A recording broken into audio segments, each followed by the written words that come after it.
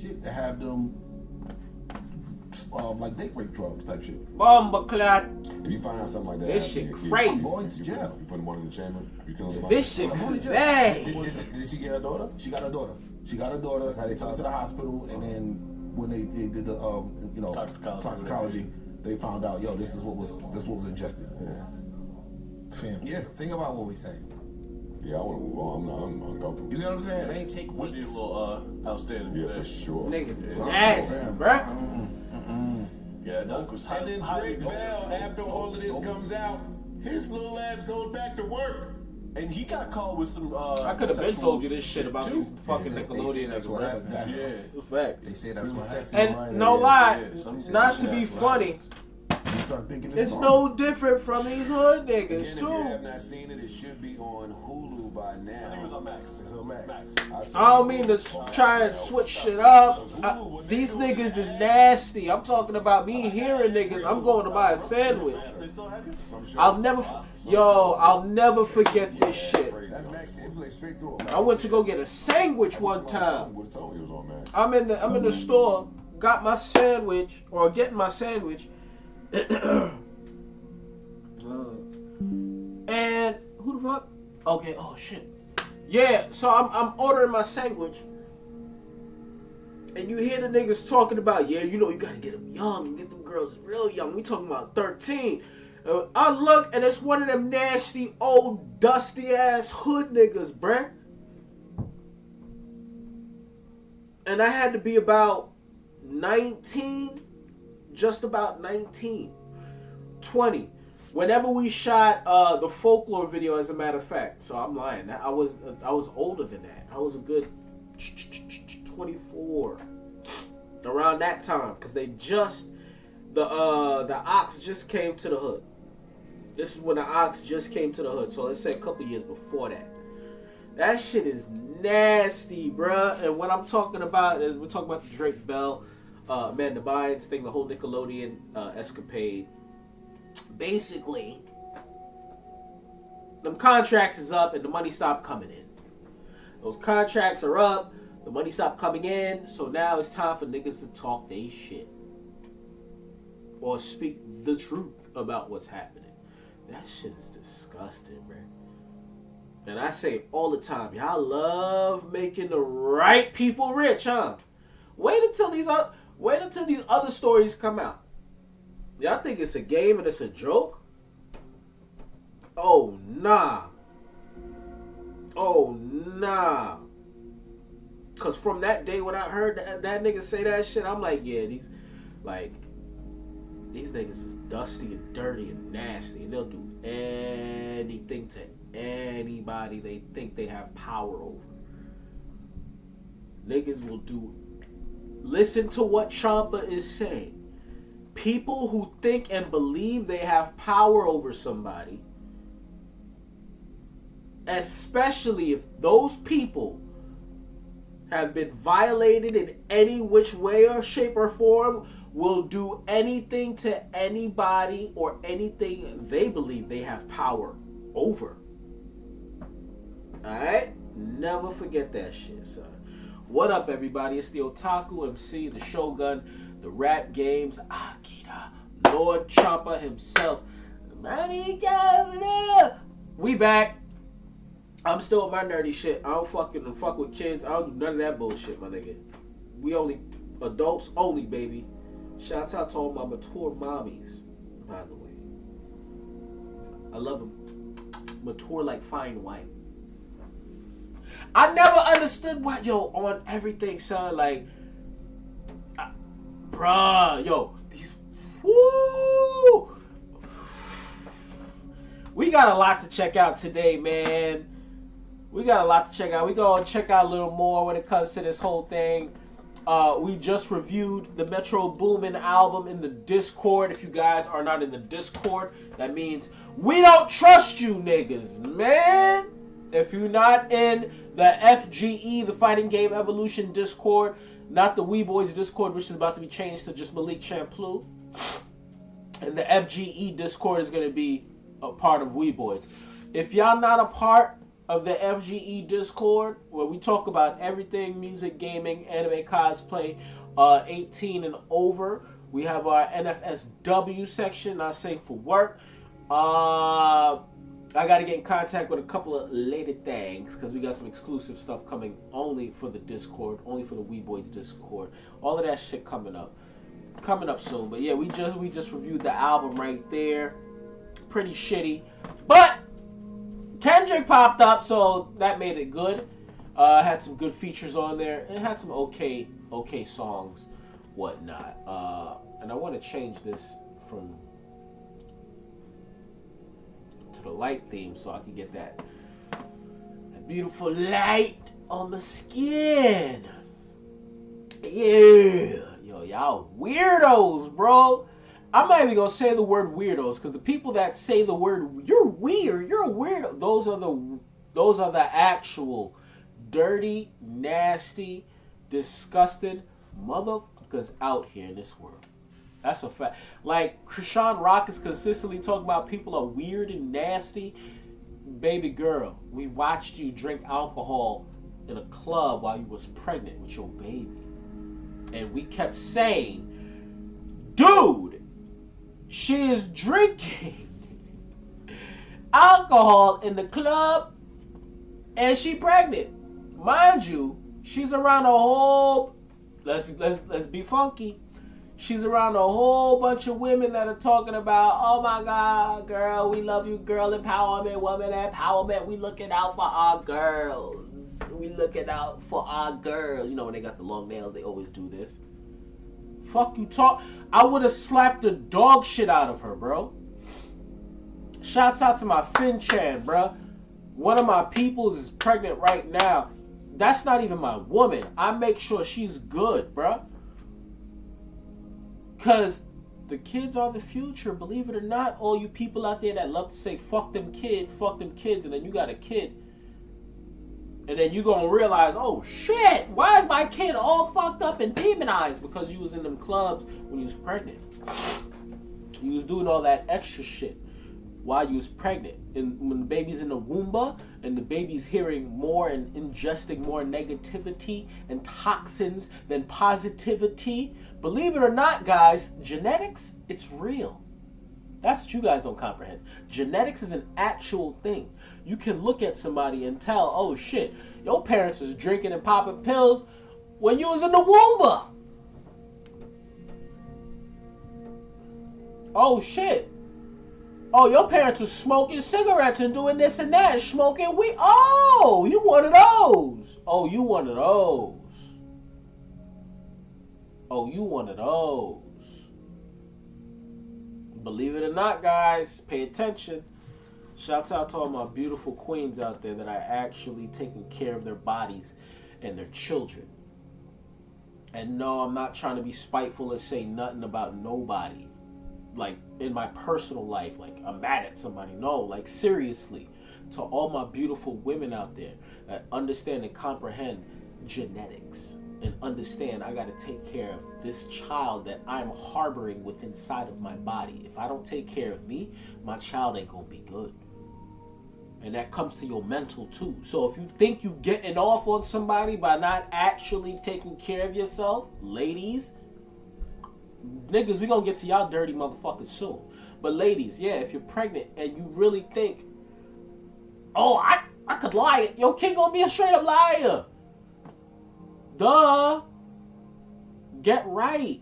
Before you have kids, before you have children, you gotta get right within, son. How you gonna win when you ain't right within? That's facts. How you gonna win when you ain't right within? Oh my. And then, like, my shout out, like, I love my lady friends, but now they all wondering why I don't hang out with y'all, because I'm not stupid. Y'all not right in the head. I can't fuck with you. I don't want you bringing that shit to my door, or you lying and saying I did something to you knowing damn well I don't. And then my wife, I got kid? I don't play that shit. I don't play that. Same thing with you dirty niggas. I don't play that shit no more, my nigga. Y'all not bringing none of y'all dirty ass, nasty ass problems to my doorstep. Keep y'all nasty asses over fucking there. Like, I remember talking to one of my peoples, like, I can't fuck with you, bro. I'm asking you a certain question and you completely lying straight to my face, trying to change the sub. I could see you. I could see it on your face. I could hear it in your voice. I keep telling y'all niggas. Psychology is real. And even when you think you getting off, you're not. Because the simplest question asked can determine if you lying or not. The simplest question. You know when you guys are applying for jobs, right? And they ask you a question like 3 or 4 times, and you're like, why the fuck they asking me that same question 3 or 4 times? Notice 3 or 4 times they all different. Cause you lying, boy. They wearing you down. That's why I don't fuck with y'all. I see y'all niggas, bro. On Jeezy, oh my God, like just thinking about it, I remember I asked my homeboy, yo, what is this right here? I'm like, yo, I see this shit all the time. Like, what the hell is that shit? And he told me what it was. And I'm like, I don't even want to know why you know about that. I don't even want to know why you know about that. I don't even know about it. And this is my mentality, literally. Let's say a year or 2 later, because I asked my homie, this was a while ago. Asked him, yo, what the fuck is that shit? Told me what it was, what it's used for. I'm like, all right, cool. I'm at work, and I'm like, yo, what the fuck is that shit? Oh yeah, this is for blase blah, da da da da da. I ain't what it for. Oh shit. Okay. Okay. That's me just saying, oh shit. I don't fuck with you. You nasty. I'm like, yo, what the fuck is that shit, bro? Because what it's meant to be for, you're not one of those type of people. What is that for? Oh yeah, this is for the... Oh God! Jesus Christ! Jesus Christ! I see y'all niggas, man. Keep that dirty, nasty ass shit over there. Yeah, I'm sorry. We gonna keep going with this Joe Boudin. I would assume the pants off of Nickelodeon. It wouldn't have been another. That's right! But it's in contract. Nickelodeon now. Yeah, it's Nickelodeon. And the one Fuck, is Nick you crazy? I'm suing y'all dirty ass, nasty ass, sick ass Yeah, they motherfuckers, was man. doing Nickelodeon. Some freaky shit over there, son. Nasty. They had Dan Schneider all at the Nickelodeon Awards, at Word. the Kid Award. Oh my God. Oh my God. Sorry if that, I should have trigger warning that one for you guys, because that was a lot. It was a lot going on. Quiet on set. We are back. We bite. Nasty ass niggas. Niggas are disgusting. I don't trust none of that child entertainment shit no more. Facts. It's over. It's a dub. Did y'all see Tupac on BMF? Anything if it's 18, you gotta be 18 and up. Like I remember when so everybody, I would go back to my old high school. Shouts out to Yusuri. I love you. My old high school where I transferred to after leaving Cobble Hill. So I would go there and, you know, assist with panels, you know, talking to the kids and letting them know, like, you know, stay focused on your work and do whatever it is you got to do so you can get the fuck up out of here, right? And I remember this is when I opened up Weeboids, so I had to leave Weeboids and go do what I had to do at the school. And all the kids is like, oh, can you hire me? I said, when you 18? I don't play that 16, 15 coming to work at my... Fuck no. Hell no. No. I don't play those type of games, bruh. When people come into Weeboids, or even when, shouts out to Kitty, like one of my homegirls, she's like, oh, yo, I could do this for the kids. I was like, yo, my shop is not for kids. This is for competitors, adult competitors that don't be going to these clubs, adult video game competitors that don't be in the streets. No, this is a hub for fighting game enthusiasts and casual fighting game players, people that enjoy video games that are over the age of 18. Right? Not niggas out here consistently playing these little kitty games and like playing with Barbie doll. No, I'm not with that. I'm sorry, y'all. I understand it's a new day and age, but I don't fuck with that because I'm well aware of the fact that you guys and gals that are really a part of that life have been through something traumatic in your lives. I am so sorry to hear that. But keep that dirty shit over there. Even when we was doing the podcast, I can hear people saying certain things, and I'm like, damn, what happened to you? Not you. Not you. But it's obvious. Damn. It's obvious. Thank God I ain't go through none of that shit. Amen. I am blessed and I'm thankful and grateful I ain't go through none of that shit. I'm grateful and thankful my mental has been straight, baby. I ain't got time for none of that nasty shit, bro. I ain't got time for it. I don't got time for it. That's not my steez. I don't know what you think, but that ain't over here. And that's the funny thing, right? I'm very kind and nice to people when we're working, because we're working. Nigga, as soon as I leave or we cut camp, nigga, suck my dick. Get the fuck away from me, bro. You a weirdo. You a weirdo, bro. I don't want to hang out with you. We ain't cool. Nope. Yo, you're mean. My wife says it all the time. Yo, you mean, bro. I know. I know. I have to be. I don't want none of these weirdo motherfuckers around. That person is so nice. No. You obviously don't see what I see. You're gullible. You're gullible. That shit crazy, man. Jesus Christ. Jesus Christ. Tell my wife all the time, I don't want to hang out with your friends. Stop inviting your fucking friends over my house. I don't want these people here. Like, she's friends with all types of people. My lady knows, you know, unfortunately, you know, some transgenders and stuff like that. I don't want them motherfuckers here. Stop. No. They cannot come over here. Go hang out with them. If you doing something, it's a dub. It's over. Simple as that. But I don't want them motherfuckers in my domicile. I don't. Get them out of here. No disrespect. And this is not me being disrespectful. But I don't want people saying and thinking something with me. Hell no. So you can try and flip that shit up. No. Bye. Go over there and do that.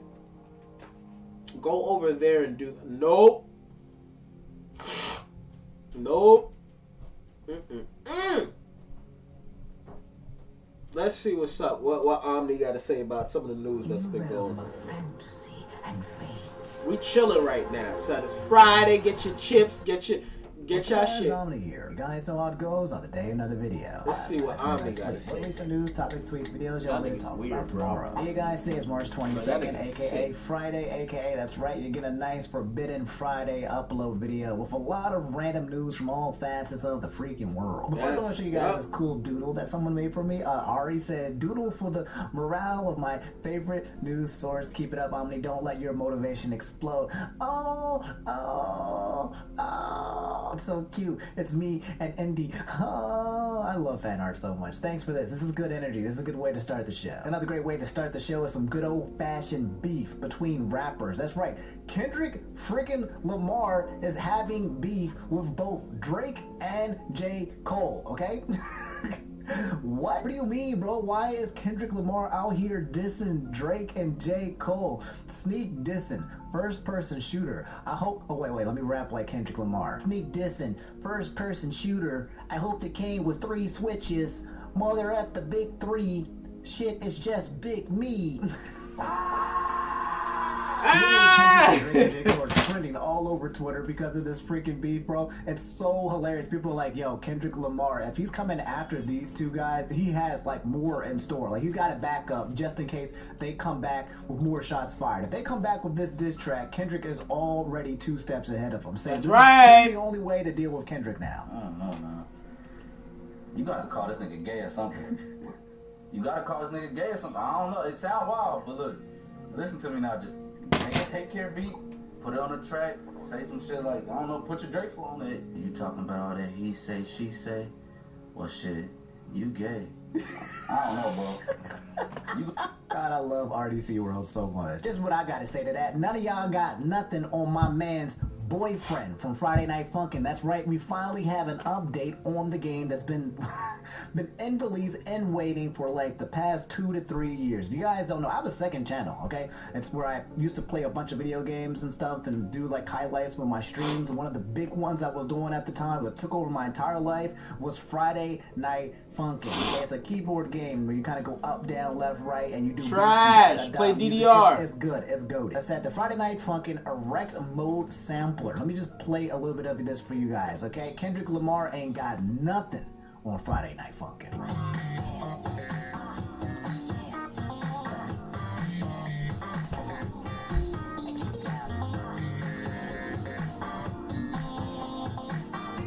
Funny.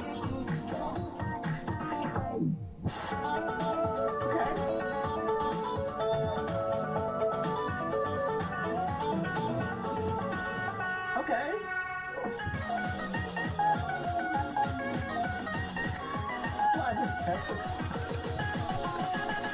That's actually what happens when you die.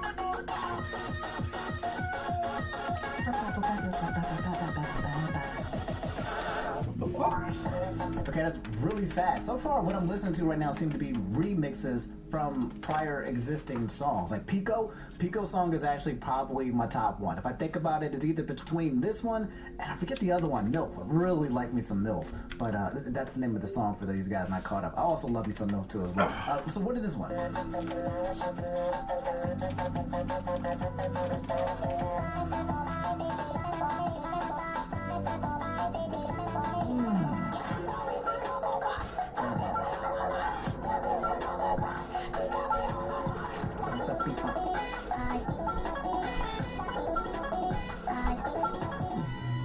Nah, bro, I can't do that. That's way too many notes. Play DDR. That's a lot of Pico. Play DDR. Look, everybody that plays Friday Night Funkin', get one of these right here. Play Friday Night Funkin' on one of those mats right there. That's what y'all need to do. That's gonna help you create. Yo, my God, like, son, niggas is always looking at me funny when they're like, yo, this nigga weird, baby. I am weird, right? I tell motherfuckers that's fat all the time, right, that play video games. If you like and love playing video games, go to an arcade and play Dance Dance Revolution. Nah, nigga, that's gay. That's exercise, you dumb fuck. Y'all love rhythm games on your phones, your cell phones. Oh my God. Y'all make me sick. Go play Dance Dance Revolution. If you're fucking fat and overweight and love to play video games. Look. Right? I used to be bigger. Y'all remember how big I used to be? Anytime I would get overweight, you know what I would do? I'd load up the Dance Dance Revolution and play that shit for hours. Sweating, getting my shit tight and right, baby.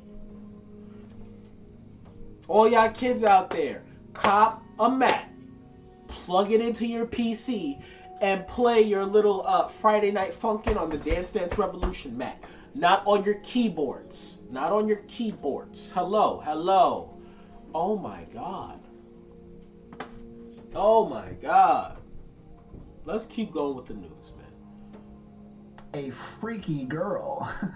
What? What do you mean, bro? ABA is your next Daredevil. Ella will be coming to Guilty Gear Strive on March 26th. That's in 4 days. She'll be playable, and holy moly, what in the world do we got here? It's been ABA is probably a dude.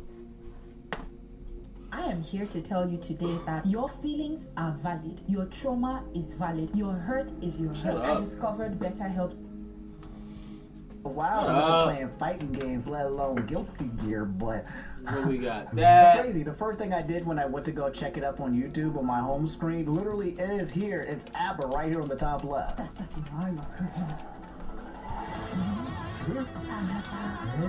Let me see that gameplay. Let me see that gameplay. Oh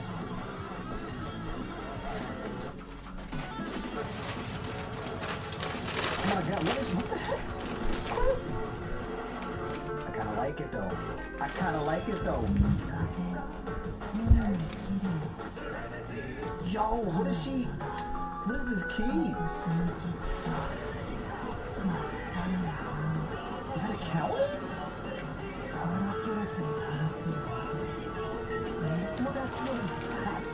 Oh, she look crazy.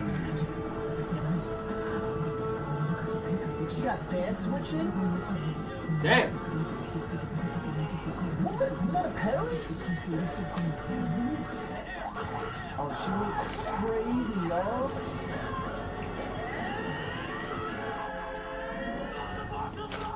Wow, I miss playing this game so much. This character design is absolutely freaking brilliant. Oh my goodness. Speaking of character design.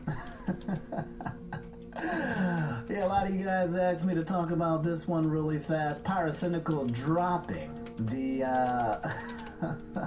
pictures. That's right, guys. Popular male YouTuber Pyrocynical has now evolved into lesbian. Lesbian cynical. And it's not too bad. Oh my God. Oh my God. I mean, I'm just saying, bro. Hello? I replied and said I used to pray for times like this because, you know, I'm all about, you know, the homies coming out and unleashing like their inner baddie. There's right? Like every homie got that inner baddie, right? They just ready to unleash. And yeah, I showed y'all my inner baddie, right? Here's my inner baddie. That's right. Oh no, wait. Not that one. I'm sorry for that. Ignore that. Here's my inner baddie over here. By the way, I'm on Instagram if you guys want to come over. That's where I post all of my thirst traps in case you guys are down bad for the evening. But yeah, I gotta support my boy, my girl Pyro with that. Oh yeah. Chef's kiss. I want to see every homie's inner baddie. I know you got it. Like, look. Congratulations. Keep that shit over there. No lie, that's like with this nigga. Bruh. Niggas wondering why I don't talk to people, bro. The homie finally out of years of just vanishing, popped back up. He's like, yo, what's up? Let's chill. We hanging out. Cool. You gonna work on music? This year I'm working on a lot of things. Get it right. I don't know what you are about. I'm about this money. I'm about this music. I'm about my Weeboids. I'm about my business. The nigga sends me a porno of his dick, bro. I'm like, yo. From then on, I started retracting back. I'm like, yo, bro. I don't know what you on. Back it up. Back it up, bro. Back it up. Back it up. Back it up. No, thank you. And you know who you are, too. Back it up, bro. Go over there. I'm sorry. I'm not sorry. Keep that shit away from me, bro. Persona, okay? Like a stand. I know you got it inside you. Just stop being scared, okay? Come on out. Let us see it. I'm having a lot of fun this episode, as you guys I feel can bad. tell. I think Fridays are Or always y'all like my niggas- most fun one, maybe because it's a Friday. What are we talking about next? Oh, Me listen to we Ice gotta Spice talk and about shit, this and these one. girls and Everyone's stuff. big Y'all baby nasty, rage man. mad at one of the biggest releases for a video game as of this month, Dragon's Dogma 2. If you have no idea what this game is about, if you've never heard of it or whatever, all you really need to know is that it's kind of like a mix of like Monster Hunter, kind of mixed with Elden Ring. Producers, Wow, if you struggle finding sounds and samples that work for you, then you have to check out this plugin. Dang, It's called wild Arcade, out and it's here, my Rick. #1 go-to for building tracks. What I love about Arcade is that it's a sample library and a playable instrument all in one. If you go over here where it says search, you can load a sampler, play an instrument, or find a sample. There are so many individual samples, and you can search them by type too. Next, I want to show you the sampler. I love using this to build drums. Let's listen to a few. Ooh, I love that one. Okay, I'm gonna go with this one. You can play them individually or together. You can adjust the pitch, time, and so much more. Lastly, I want to show you instruments. I really like this honey kit, so let me show you what it sounds like. I love using the macros and the tweak options because I can quickly change the instrument to make it sound unique. This will change the way you make music. So don't wait and download Arcade free today. Yeah, it's like that. Smoking on it like that. Every transaction is a goal to grow your revenue and reach. Helping you do it is Stripe and Tap to Pay on iPhone. Now accept contactless payments right from your iPhone with Stripe. I've been looking Dark Souls-ish or whatever. You jump around and you kill monsters and you do it really cool. There's a bunch of different classes, yada yada. Just another go around and just get your ass kicked type kind of game. And a lot of people have been really excited about it. And in fact, I was on a podcast with the Gaming Illuminati the other day. It was super freaking cool. We were talking for like 3 hours about all this stuff. And it's funny because they were talking about Dragon's Dogma. They got an early release to the game. Nice! I can't wait for that. Wait, is that episode out? It felt like one of the best parts of the game. Hold up. Like the gameplay. There were some things where they were like, but they were basically saying it's worth the play. However, as soon as they dropped it and everybody gave the reviews or something like that, apparently this game dropped massive amounts of microtransactions. Microtransactions basically being more ways for you to give the game money so that they can unlock additional features. Yep. Right? So it's like if Super Mario, about to listen to that. dropped a freaking game, right? Gaming Like, Illuminati. hey, you want some stars? Here's $2. We're You want some Omni. stars. Hey, Yeah, you man. guys, it's the 5 stars? Pay $5. That's the microtransactions that exist. But this one specifically is pissing a lot of people off, and it's actually kind of controversial because a lot of the things that you have to pay for make the quality of life of the game better. One of the biggest things that I heard from the game community is that the traveling in this game sucks. You just get tired. The stamina, you have to go to these port keys and all this other stuff, and it's just really, really tedious. Well, apparently it was like that by design, because if you don't want to make it so tedious, it looks like you gotta basically pay some money. Beam had said talk about Dragon's Dogma being a decent single-player game, but Capcom absolutely filling the Steam page with microtransactions. And the Axeman said, saw some gameplay of Dragon's Dogma 2 and thought it looked really cool. Then I checked the Steam page and what the hell is this? Isn't this a single-player game? Why are there so many transactions? It's like $3 for camping gear. You get $3 for Dragon Dogma's music and sound, custom sounds, $1 for smoke beacons, happy lore item, a gift, escape from the Gao character, points to spend beyond the rift, 1,500 That's crystals, why we're playing 500 Final crystals, Fantasy restore the dead to 7 life, etc., Rebirth. Another person that tweeted, why Dragon Dogma, why? Showing the whole thing. There's a bunch of tweets where everyone's just pretty freaking upset. Capcom charges you $1.50 to let your single player character out of jail, and then the key breaks. So you can go into jail and you can pay your way to get out of jail. That's wild. Anyway, there seems to be two sides of the story here. Most of the people seem to be really pissed off about the fact that this game is dropped in microtransactions because it feels like they're just basically trying to just milk you for money. That's all it really is. Make a good game. Don't try to milk people for money non-stop in this freaking game. A lot of people just really hate it. It's a taboo word in the game. Here's the thing. None of it, well, all of it is cosmetic extra stuff. The game is hard. This is the game itself. All the extra bells and whistles that you guys would like, pay for it. Or else play the game like it's supposed to be played. Simple as that. Dragon's Dogma is a hard game. It's hard to get out of. It's hard for. Play it. Play it the way it's supposed to be played. Don't worry about the DLC stuff. You don't have to buy it.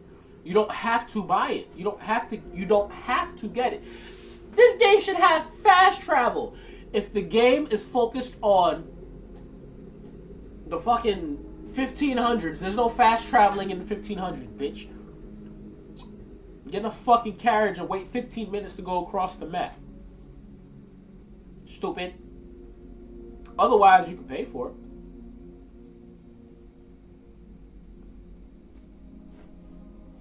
Because you don't have to. That's why I'm not getting Dragon's Dogma. It don't look like my type of game. It don't. I would prefer having games that have easy accesses, certain things that are easy to access that would allow me to go here and go there on the fly so I can do such and such. I don't like ultra hard difficult games for no reason. I'm talking about for no. I hate it when enemies are like sponges for no reason. It's like, really, bro? I use 5 rocket launchers on this zombie and it's not dead. And I'm not talking about a boss battle. I'm talking about a regular fuck you. Daytime Room saying players are mad about the microtransactions of DD2, which is optional in the game, and he agrees with Evan, and also having performance issues is normal in game, which will get fixed anyway. So what did Evan, my guy Evan, had to say something about it? People who are concerned about Dragon's Dogma 2 microtransactions, I have but one genuine question.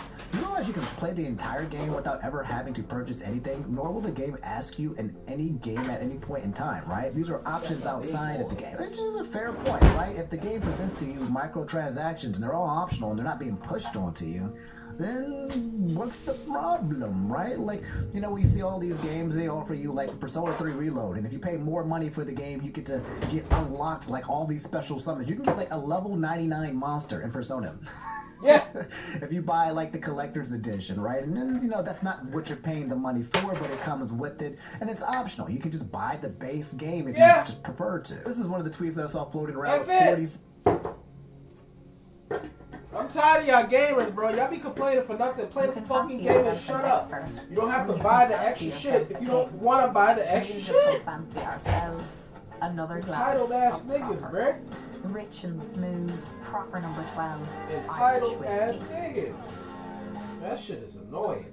1,000 likes. Dragon's Dogma, more like drags on my wallet. Jesus effing Christ, Capcom. You refunded at 118 minutes. God, this sucks. Paying for fast travel, paying for character editing, paying for revive stones. Bro, it's a $100 game. What the ass? So the game in itself is already crazy expensive. I think the base game is like $70, but you can pay like over like $100. But then on top of paying all this money, you can pay more to make the quality of life and the game, you know, just easier and better to play. The things that you can do here are for free, but people feel like they purposely made parts of the game harder so that you might be more encouraged to use and pay for some of these options. And here's the score. All reviews mostly negative. This was a while ago, but it's 730 mostly negative. Now I'm curious, let me go check it on my Steam, see where it's at. Yeah, guys, it's still getting cooked.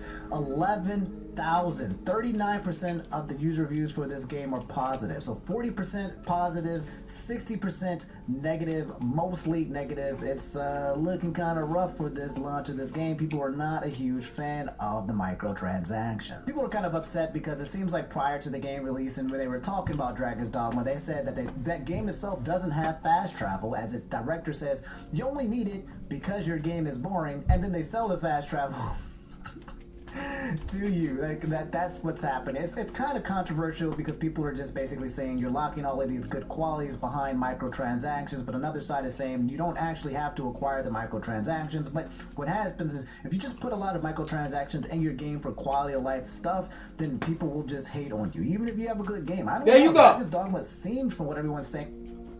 They will hate on you no matter what if you put a price tag on your shit. No matter what. No matter what. These weebs are fucking entitled, and it is sickening. Bring back gatekeeping.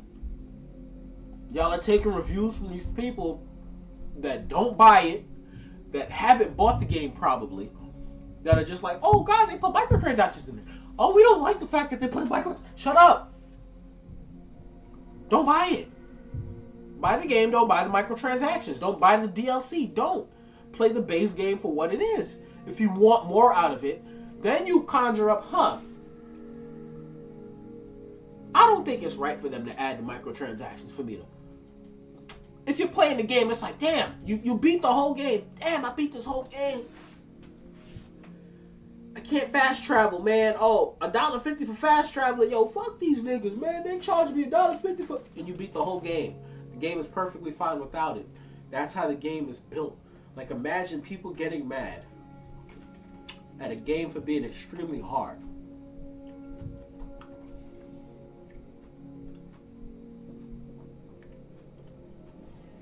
There's a reason why I said that. Dark Souls was getting cooked for years. But the niggas that play Dark Souls, which is a large community of people that just love hard games, finally got exactly what they wanted, Elden Ring. And all the people that say they don't like hard games, yo, they came out of the gate cooking the game.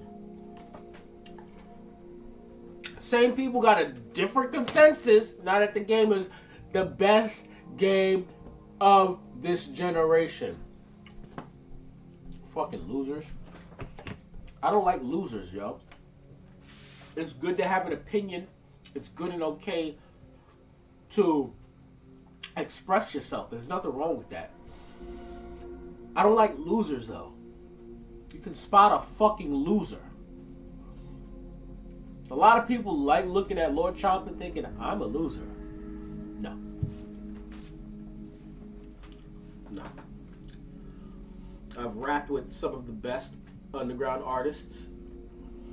Done shows all over the place with a bunch of underground artists.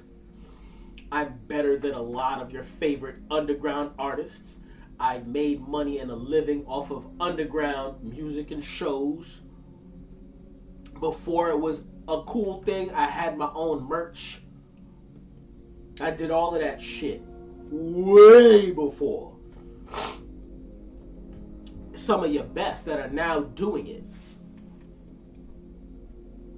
And this is not me like tooting my own horn. It's letting you know when people look like, y'all nigga lose. No, y'all are fucking losers, bro.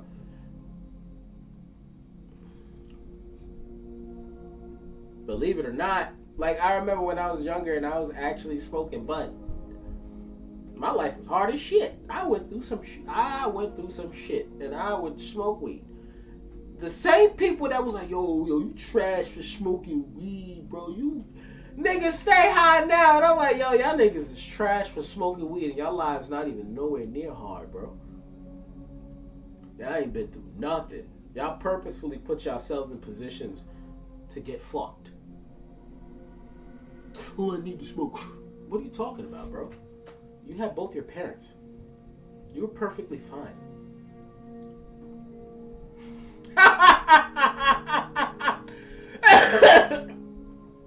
Why are you in the streets dealing dope and all of that? You had a great life, actually. I don't understand what's happening. You fucking dodo skull. You fucking dodo skull. Yo.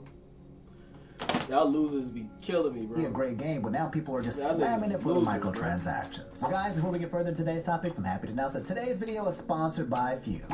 Fuck Fume. We're back at it again, this time being in the form of Game Freaks and Pokemon. They have shut down another mod that a lot of people have loved, okay? Anime Fangirl said Relic Castle is no more. I haven't heard of this. I don't even know what... Yeah, what the fuck is a Relic Castle? What the fuck is a Relic Castle?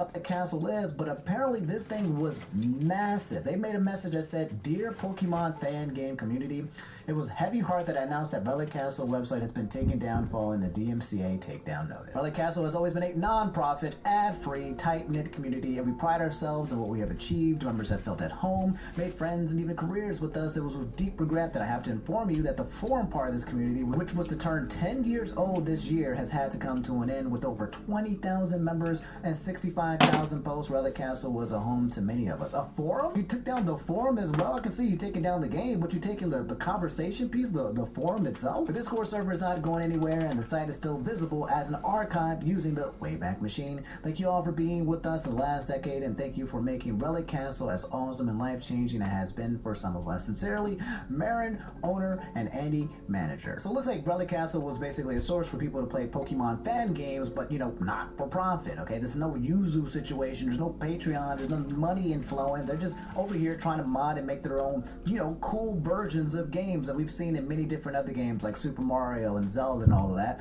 And these guys came down. You know why? It's because they're about to drop some more Pokemon games, okay? They're like, look, we already heard about the Yuzu emulator situation where they took that off and they basically yoinked them, ejected them from the platform. There's no more Yuzu. Well, apparently they came back and now there's other versions of Yuzu. I don't know. More on that later. But yeah, Nintendo and Game Freak, they are just basically coming down on people because they're about to drop some...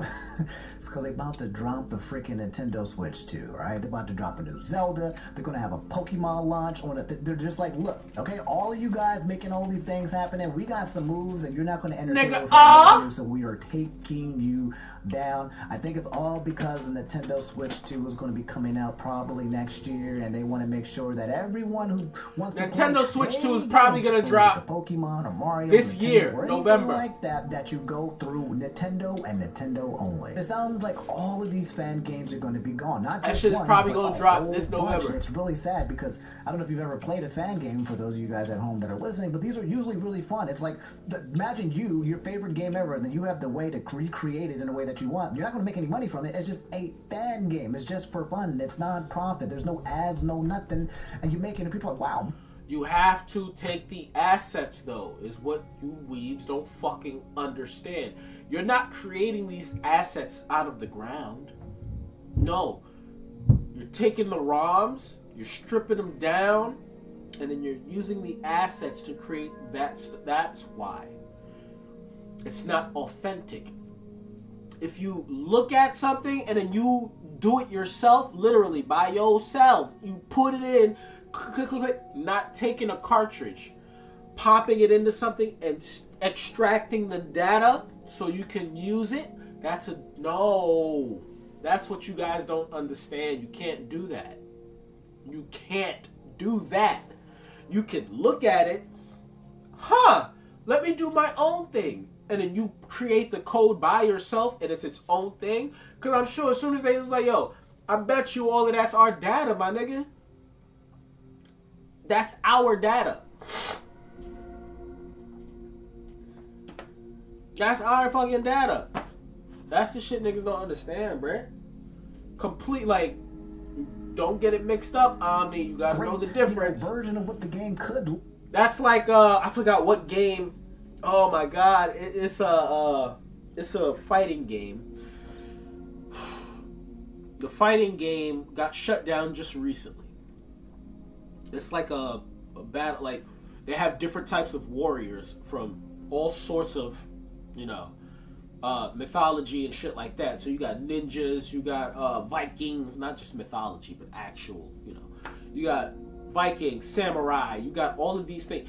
That game, before it shut down this year, I remember 2 years ago, they's like, yo, the assets are free. You can use the assets. Here you go, take them. To any and everybody to create a game or whatever it is they want to do with those assets. Nintendo never gave y'all niggas authorization to take our cartridges and use them.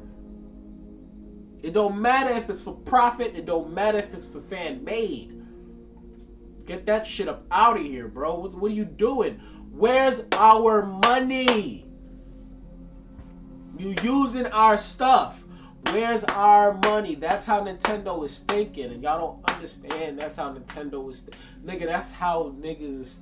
That's how I am now. So I understand completely, Nintendo.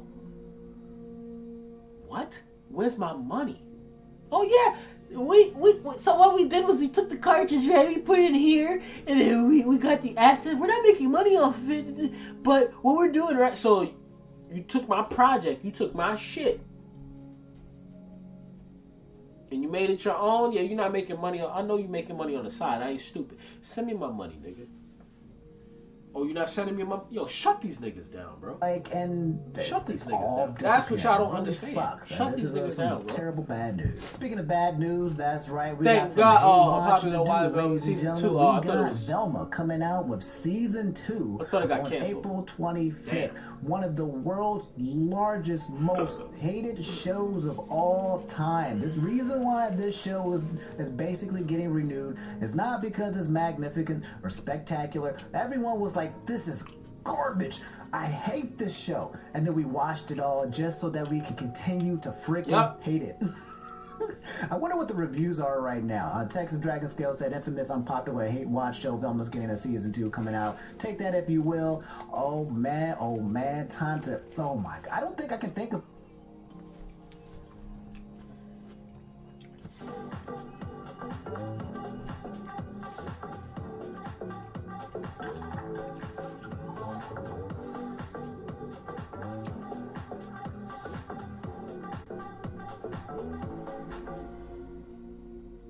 a show that people have hated so much that it succeeded. It's been a while since I've thought about what that concept actually looks like, but this is it. People in the comments saying, please do not hate and watch. By all means necessary, please pirate. If you decide to watch it, I beg you, let's not let this get to season 3. I'm sorry, guys. The power of hatred is so strong. People are gonna be like, man, I'm gonna fold. I'm gonna fold. Apparently, though, I need a... Please do not hate watch.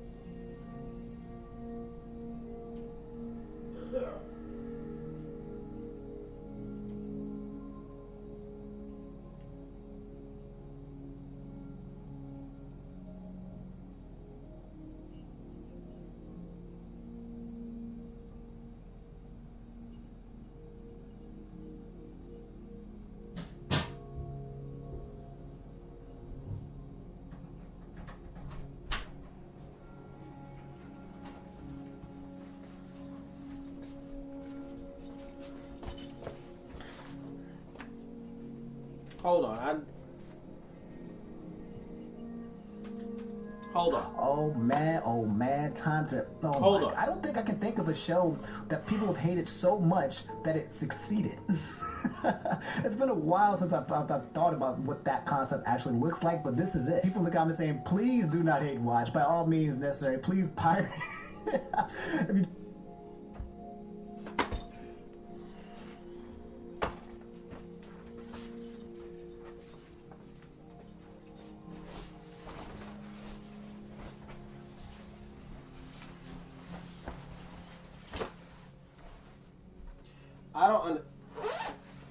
I don't understand. I'm trying my hardest to comprehend the logic, and people think that I'm crazy when I talk about shit like, hold on, no, like, the retardation that just came out, I don't. Please do not hate watch by all means necessary. Please pirate if you decide to.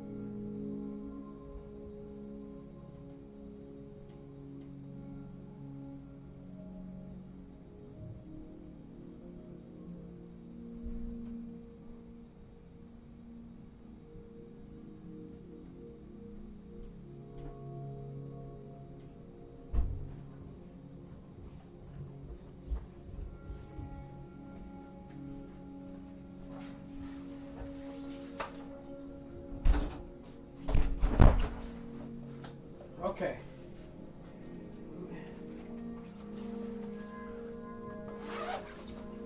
Hold on.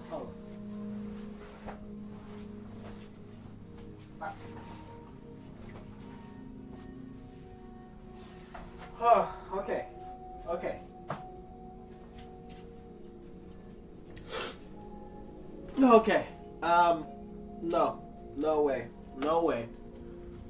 No way.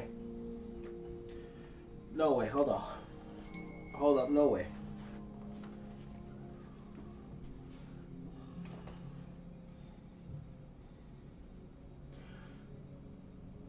That is an example of the problem with you guys and gals today.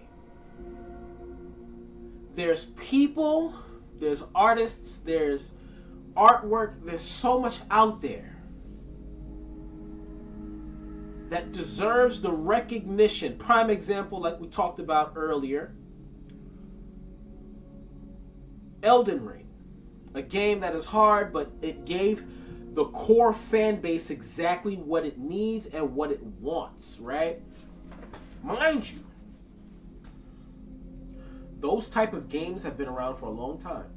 Demon Souls, all of that has been around for a very long time. And people hated on the game because it was hard.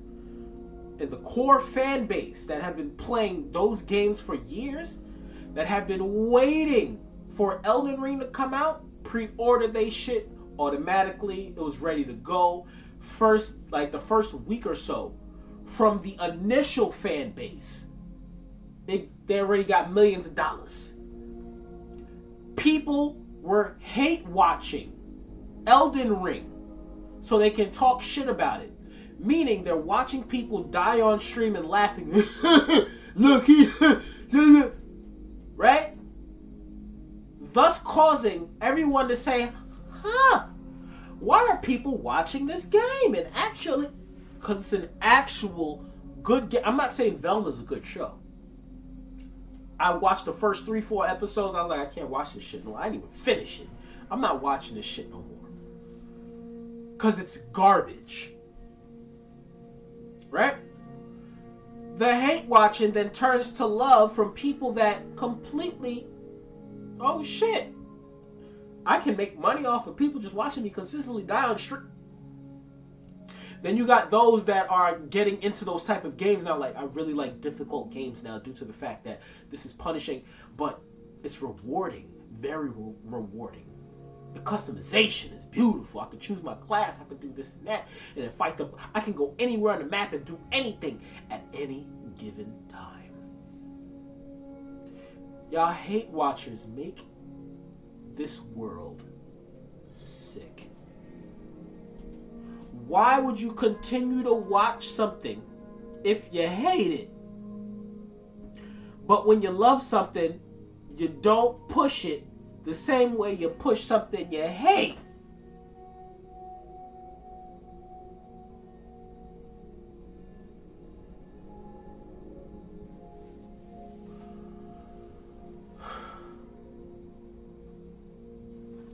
I don't know what's going on. Oh my God. I had to watch it. I beg you, let's not let this get to season 3. I'm sorry, guys. The power of hatred is so strong. People are gonna be like, man, I'm gonna fold. I'm gonna fold. Apparently, though, I need to watch. If you hate it,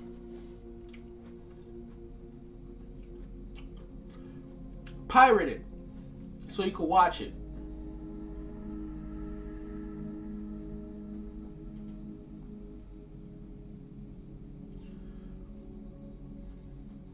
And I bet you if I asked a mentally fucked person, does that make any sense? Yeah, because I want to see it.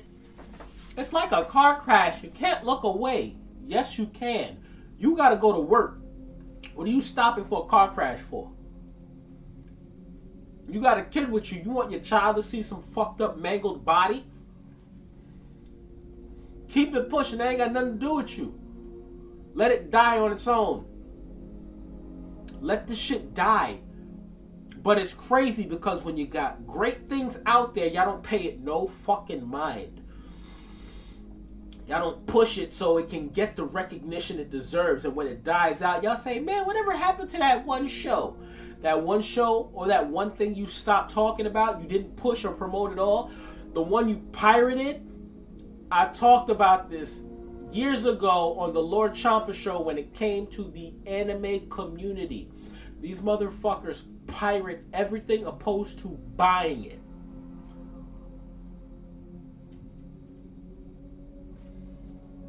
That's why I don't like y'all PC motherfuckers. All y'all do is stop. It's 2024. Let's be real. The man literally just said it right there. Please pirate it if you decide to watch it. A lot of y'all PC, y'all, all y'all do is pirate shit. That's all y'all do. That's why I prefer consoles. Fucking God, y'all. X-Men 97 also came out. I heard it was absolutely freaking peak. And for more clarification, thanks to the Twitter comments, apparently the second season was like pre-greenlit is what they're saying. So if the third season is greenlit, it's because of they hate watching. But I remember that Velma got like one of the most viewed shows at one point in time during the season when it dropped. It was one of the most viewed shows on HBO Max. It's one of those things where you might hate it, but it seems like enough people either hate it and or are curious about it and or like it that it's just going to get the attention. Is going to get the views and the clicks. I already imagine it's going to get renewed after season 3. For reference, okay, season 1 of Velma has a 39% average tomato score and a 7% average audience score. 7. They didn't even make double freaking digits. People hate this thing so much. I thought, I hate it's crazy because I love the animation. The actual artist who created this, it's absolutely freaking goated. But in terms of like the themes and the writing, I hate y'all. Oh my God, it's dog nuts. It's garbage doo-doo, but it's so bad. This show had so much potential, right? And then, you know, people are like, yeah, insert the wokeness kind of thing. Go woke, get broke. Yeah, here we are again. Stop talking about it, Omni. He should have literally just Omni. Yo, real talk. Hold on. I'll give you a key example of not wanting to push and promote something that's negative. Omni. All of you YouTubers out there. Velma is trash. Omni, you just did a 5-minute piece on Velma? Why didn't you say or read that one comment, pirate it, say, nah, don't even pirate it, just don't watch it, on to the next subject? The same way when y'all YouTube friends is going through some shit, but you have to address it, and you guys love to say, this is happening, but I prefer not to talk about it. That's you addressing it. Right? Oh, okay.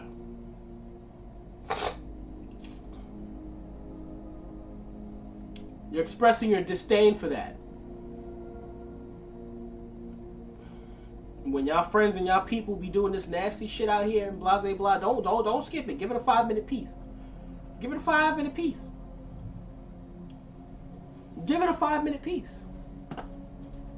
That's the shit I'm talking. Y'all be making, and not you, Omni, I love your work, but y'all be making niggas rich, bruh. And y'all don't understand. I see it.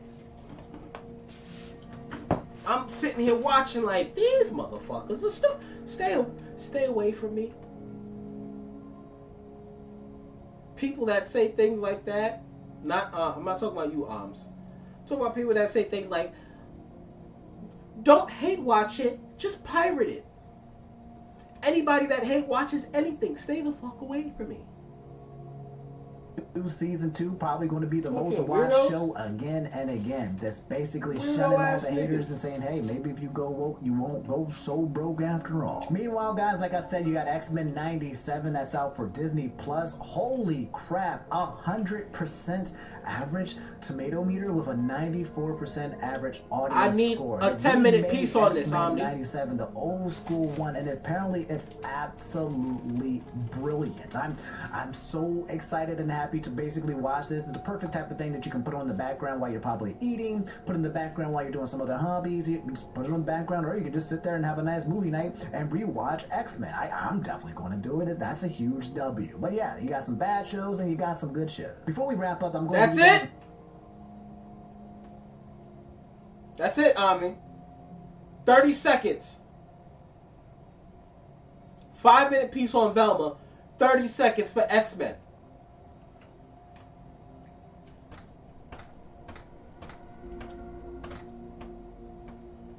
The Nickelodeon situation, we have people from Blue's Clues and other people coming out and talking about this situation, their stories and what they have to say and what they have to weigh in on it. If you guys don't know, Nickelodeon is basically getting canceled, okay? They're getting destroyed. The company, Ben Schneider, Brian Peck, Drake Bell came out. It was, I watched the entire series in its entirety yesterday, I believe, and it was, or no, maybe the day before, but it was so bad. I think this is the end of Nickelodeon. I don't know how they basically move on from this. It's that bad. But we have more people coming out to talk about it. I'll let you guys know in a second, but a few one-offs that we won't go into any crazy details that you need to know, starting with my girl, Margot Robbie. Her and Sydney Sweeney right now are just like killing it. Like, next.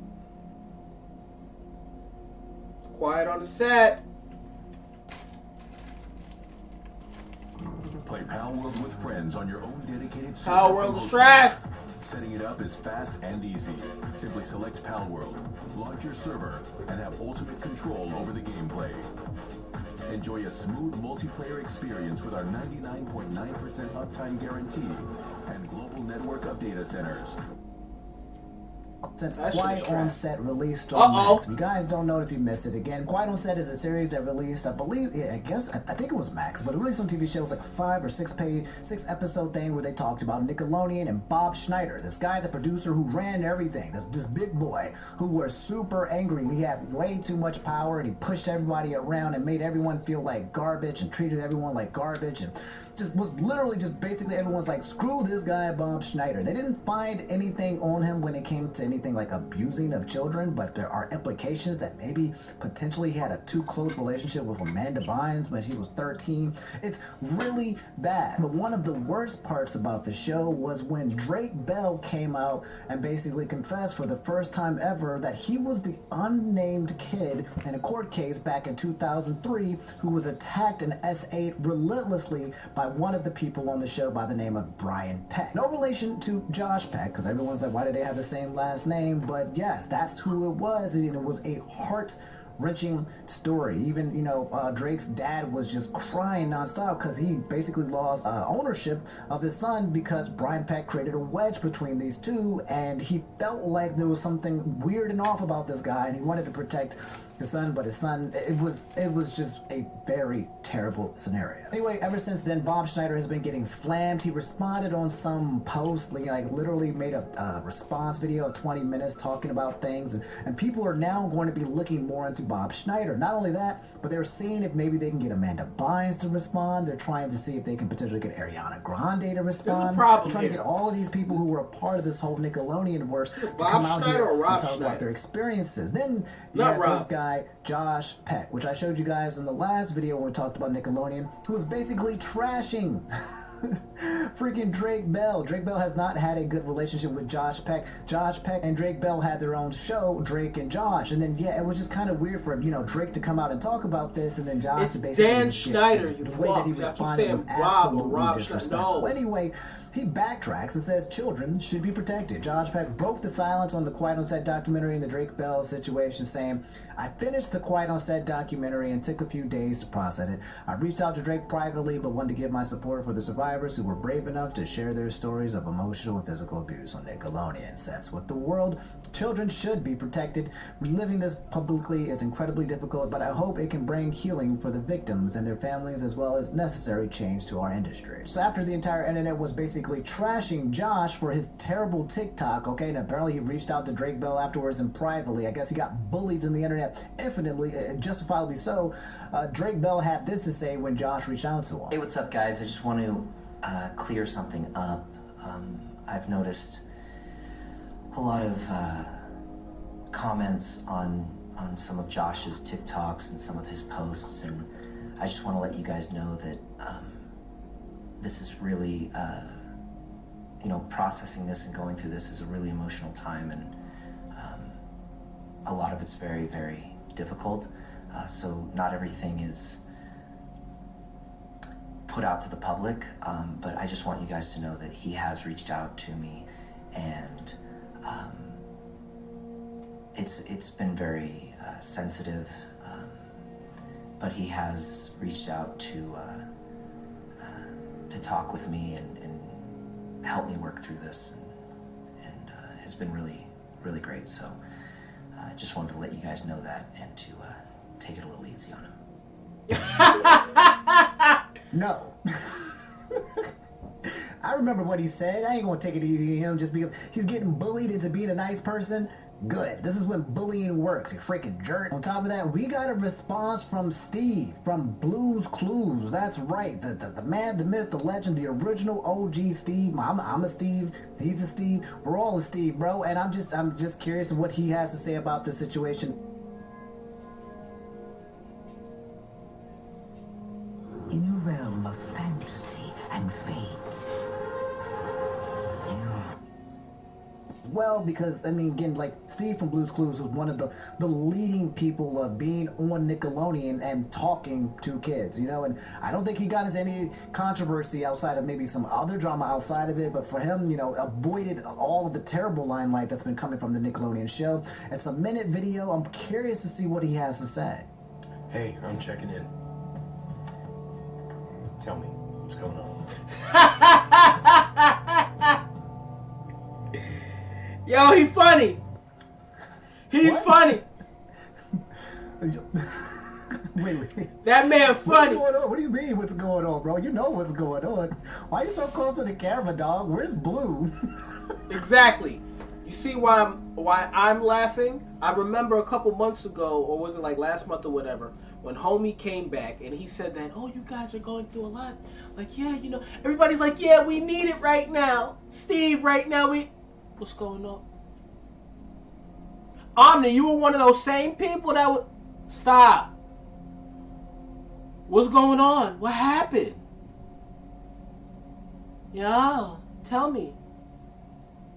He giving y'all exactly what y'all want, right? Stupid. It's kind of weird when it's just Steve. Where is Blue? Stop.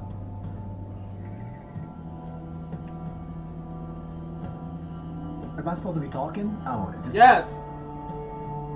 Just like the first video, Omni. Wait. Just like the first video, This is quite literally like 40 or 50 seconds of Steve from Blue's Clues doing a, hey, just checking in what's going on, and then giving like other people on TikTok what is it, a response, a duet, so that they can come in here and oh, is this what he's doing? Yeah. Okay, that's what he's doing. All right, let's do it again. Let's start over. Hey, I'm checking in. Tell me, what's going on? Man, it's just rough out here on these streets, man, bro. I've been feeling kind of, it's not so good, homie. You know, the world is absolutely crazy, right? You see the stuff with Nickelodeon, stressful times, and inflation is an all-time high. No one can buy a house. I got my video game backlog. It's so huge. You know what I'm saying? I just can't finish beating all the games, and it makes me so freaking frustrated because there's so many good games to play. It's crushing my soul, man. You know what I'm saying? And I just wish that I could just ignore everything and continue playing video games forever and ever. With the big waifus, there's a new game coming out with the booties. Oh man, the booties are so good, and I just cannot wait to play it. Start playing, man. So I'm just hoping that I can set enough time. All right, well, it's good to hear from you. You look great. I wasn't done. I wasn't done. As weird as it is, to be fair, this is basically in line with Blue's Clues, because Steve would just come in there looking at the camera and kind of look like, great. So, hey, how are you doing? He's pulling the Blue's Clues, so it's not just the TikTok. You might think this is a TikTok specific, but this is a Steve original thing where he talks to the camera and waits for you to respond. So, yeah, no, I got nothing with it. I'm just playing with it. And the last person you guys asked me to talk about with this situation is a dude by the name of Jack Salvatore, who played Mark on Zoe 101, and he was a writer for Victorious and Sam and Cat. He spoke out about his experience with working on Dan Schneider. And you know this is going to be a rough watch because it's titled Never Meet Your Hero. Oh boy, what a week, y'all. Let's talk about it. My name is Jack. I was a child actor on Zoe 101, one of this guy's shows. I also worked in his production department as an intern on iCarly, and I worked in the writer's room on Sam and Cat and Victorious. This Max documentary that was recently released did a really good job of uncovering the details of workplace toxicity, specifically on Dan Schneider's shows for Nickelodeon.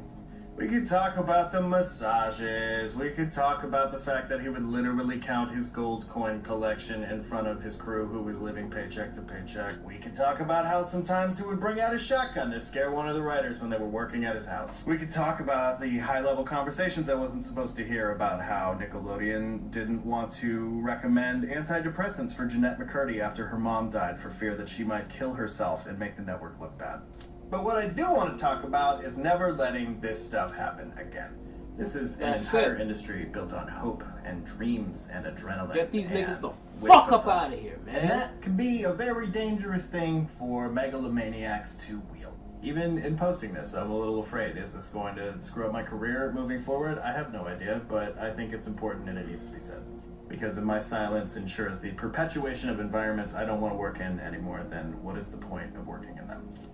And until Homeboy goes on 60 Minutes to answer some questions from some real journalists and not a cast member of his who he's paying to be there, apology not accepted. That's what I was saying, okay? What was the whole point of him having this 20-minute interview with somebody that was already within the works? People want to know his relationship with Amanda Bynes. People want to know his relationship with other potential people from the cast. People want to know more, and not just from his own circle, because that sounds like what he's basically been doing like his entire career that he was on Nickelodeon. But yeah, guys, this is the update to the Nickelodeon situation. I am sure that more will definitely come from this. This seems like something that would bury Nickelodeon, even if Ben Schneider's no longer a part of the studio. But it feels like there's a lot. Dan Schneider, stop saying Ben! Work environments, but more importantly, how these kids were treated. It felt like there were times, based on the documentary, that Nickelodeon knew so much information and they were just doing cover-ups or kind of hiding things or making sure that they didn't get exposed and doing things, promoting Brian Peck. Brian Peck, after he came out on case, apparently there was like 50 people on his stage when it came to the court case being like, yes, 15-year-old Drake Bell, like, lured him, was temptation. They were all using the same language that a child was basically creating this temptation situation for Brian Peck, and that he's a swell stand-up guy and he's suffering. It's insane the amount of victim blaming that went to that situation for a 15-year-old kid, and it's terrible because it seems like they've all moved on from it and no one's actually taken responsibility or accountability. That's the problem. Whatsoever. That's 16 months after just hurting a kid for over and over and over again for a long period of time, bro. I don't know, guys. But I'll let you guys know as more updates. I have a feeling this is not the end. This is just the beginning of the nightmare that is Nickelodeon. All right, guys, that's all I have. Also, we're not going to bypass the fact that Drake was caught trying to groom some teenage girl. We ain't going to bypass that. She was not 18. She was a baby. Not baby. She was a teenager. We're not going to bypass that shit. Yes, you can contribute that to your past experiences, but a lot of you guys need to know right from wrong, because it happened to you, especially y'all niggas that got kids. If that shit happened to your kids, what would you do? Oh, I shoot and kill the person. I love people like that, because you waiting for them to tell you exactly what you would do in that situation so you can give them exactly what they deserve. That's like me saying all the time to the people that, you know, shot my mother's door up, right? What would you do if somebody did that to you? Gun ready, loaded. Just say exactly what you'd let it pat. No, you'd shoot the nigga, right? Ha ha ha ha. Shut up. Go take care of your fucking lives. Y'all make me sick, man. Y'all make me sick, man. Y'all niggas make me sick, man. Y'all, oh my god. Contradictory. Fucking fake ass thugs, fake ass criminals, fake ass bosses. Y'all niggas is dirty. Y'all dirty. Y'all make it hard for the people that are actually out here doing the proper and right thing. It's insane. That's why I continue to I need to record this part. The people out there that are making it extremely hard for the people that are doing the right thing, y'all need to go away. That's why I'm consistently saying, when it comes to Twitch specifically, all of you ethos need to go over there. Y'all tried to get the hot tub stuff, blase blah. Y'all trying to get all these things passed and going, trying to get nudity allowed on the platform. Y'all trying to do all of this extra shit so you guys can promote your what? Your OnlyFans. You know what happened yesterday? I thought it was because of third-party apps.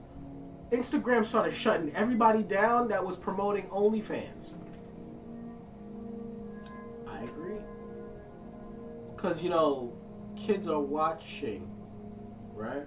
You know, kids are on this platform. So if this platform was built for specifically this, stop promoting this over here. It's simple as that. And the people that always try to go against that simple logic, the simplest logic, stop trying to infect the minds of the youth. They always try and go around it. They always try and go around that simple fact. That's sick, bruh. Something's wrong with you. Ethos. Y'all have OnlyFans. Y'all have all of these other platforms. I said it continuously.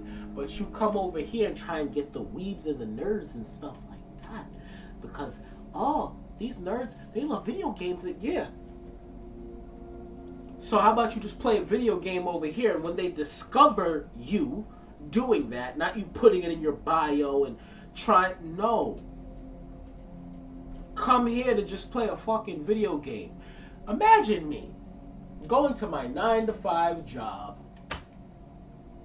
and I'm promoting something I'm doing over here. No, I'm not doing that. I'm doing my job. Once I clock out and I go home, then I do my other job.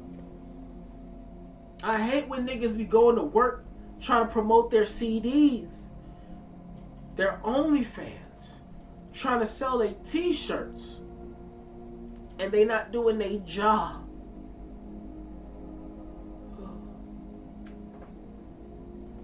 Oh my God. Oh my God. Y'all make these niggas rich, bro. Y'all make people rich, and then this stuff happens, and then y'all say, "What happened?" What? I remember I was watching freaking the newest All That when it came back with my kid. And I saw they had the little boy dressed up as Ariana Grande. I was like, nah, boy. You ain't watching this, kiddo. You're not watching this. I need to record that part right there. I'll never forget that. Me and my shoe bear. This is when they were bringing back All That. My kid was like, oh, this is funny. I'm showing her old school All That stuff, right? We mainly only watch Kenan and Kel, though. Mainly only Kenan and Kel, right? Showing her old school All That stuff. She's like, oh, this is funny. I'm like, yeah, because Kenan and Kel's on there. Cool. The newest All That stuff had a little boy dressed as Ariana Grande. Click. You ain't watching that shit, kiddo. You ain't watching that shit, kiddo. Nope. At News, I'm John Apple. Will more facts and accusations and allegations continue to come out after the docuseries Quiet on Set, The Dark Side of Kids TV, which showcased the abuse, both verbal and sexual, that took place behind the scenes of some of the popular Nickelodeon shows from the late 90s extending through the 2010s.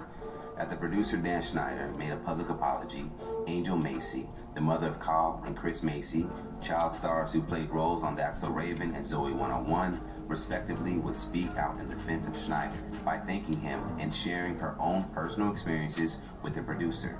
Angel's son Chris spent 4 seasons working with Schneider on Zoe 101, and she's now getting backlash for supporting a man who just apologized for the allegations of creating an inappropriate work environment for children. On Thursday, Macy would respond to a TMZ article that read, Dan Schneider denies sexualizing Nickelodeon child stars. She said, Chris Macy and my family had an exemplary experience with Dan Schneider. Define toxic work environment. TMZ was accused of a toxic work environment. Do a documentary on Harvey Levin. You're stupid. In addition, her caption on the post read, You're stupid. My opinion is 1,000 as it relates to what my opinion and experiences as it relates to this situation. Now, Levin is the founder of TMZ, and it appears that Macy has a gripe with the company. In addition to commenting on Schneider TMZ posts, she would also post a couple of emails that she sent to Evan Burke, who works at the company. In the email, Macy would ask TMZ to publish an updated story regarding her other son, Kyle Macy, who was charged with 1 count of immoral communication with a minor in 2021. Macy was accused of sending nude photos to a 13-year-old girl. According to Angel, the media has reported false allegations. And I hate the fact that, dang, you want to know? I'm so mad. Damn, Kyle. I knew Kyle was a junkie. Like, he used to do drugs and shit. But damn, Kyle, you out there like that. Yo, to all my lady friends, shouts out to y'all. I love y'all, man. You know what they used to call me back in the day in high school? Corey in the house. They used to be like, Corey. Because I look like Kyle Massey. The big nose, we look the same. Then once Malik on, what's that show called? That Tyler Perry bullshit. When Malik came out, it's like, oh, that's Malik right there. No shit. Come on, man. Damn, Kyle Massey, you sick bastard. Fuck, man. Fuck, bruh. Other posts from Angel Macy include, Dan Schneider, you are awesome. You are a genius. I can't thank this guy enough for the opportunity he gave my son. Chris Macy and my family blame the parents.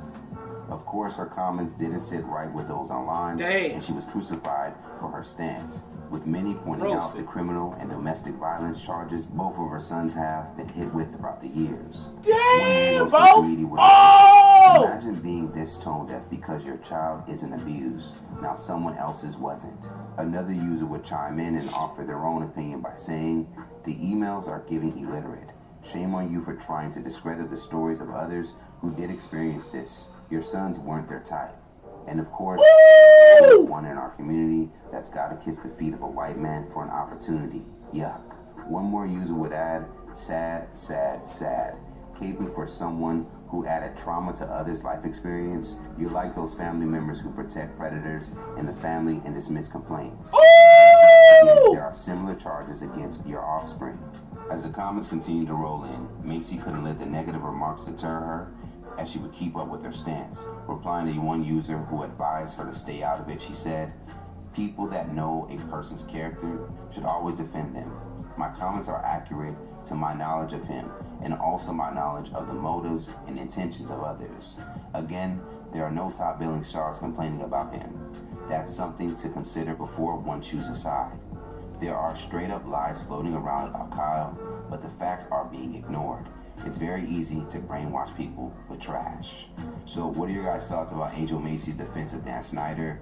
Was she insensitive or just telling her story? Let's talk about it more in the comments below. Let's save the day for the latest. She got paid to say that. What the fuck you talking about? Let's be real. She got paid to say that. It's like, fam, your kids suck. Your kids are horrible. No.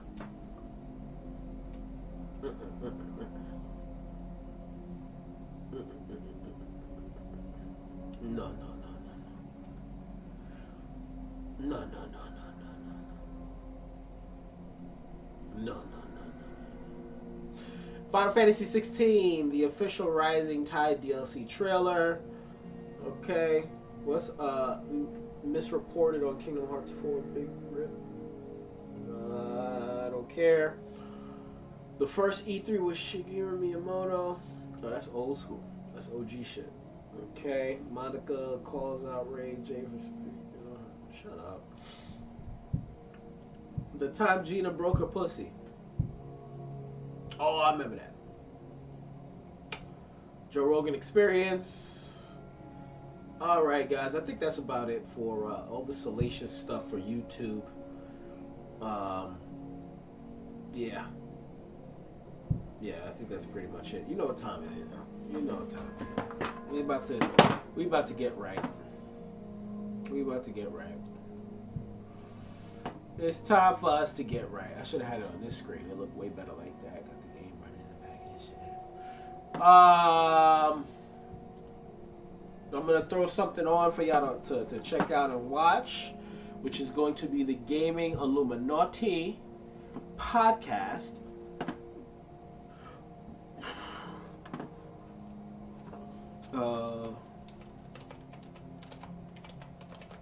We're gonna watch that GI.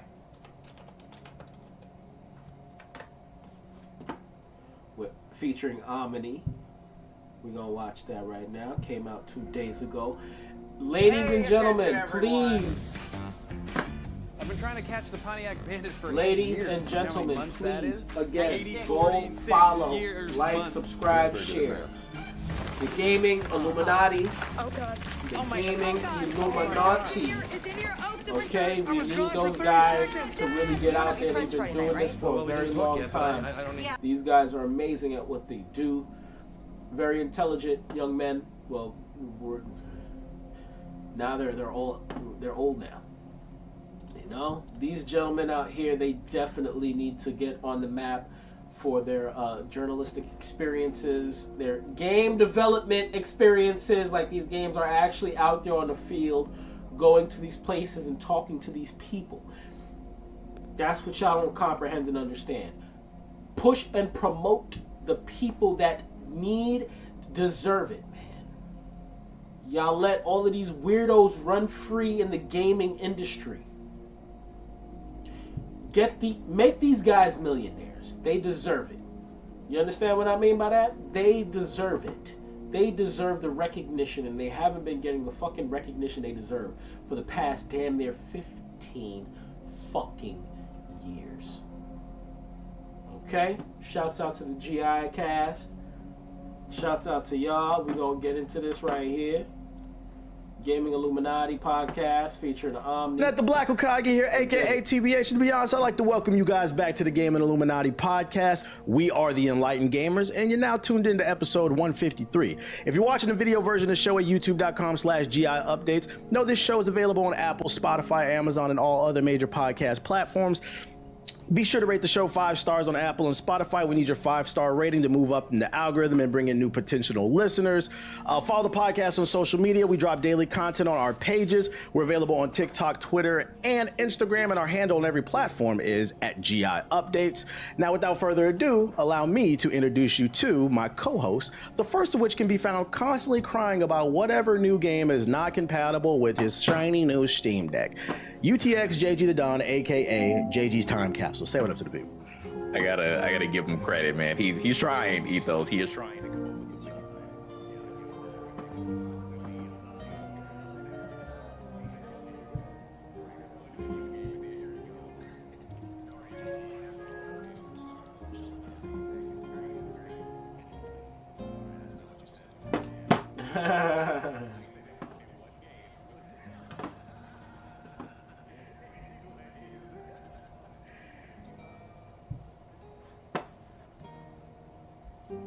The GI Twitter page posting green screen booty videos, gaming ethos. Say what up to the people.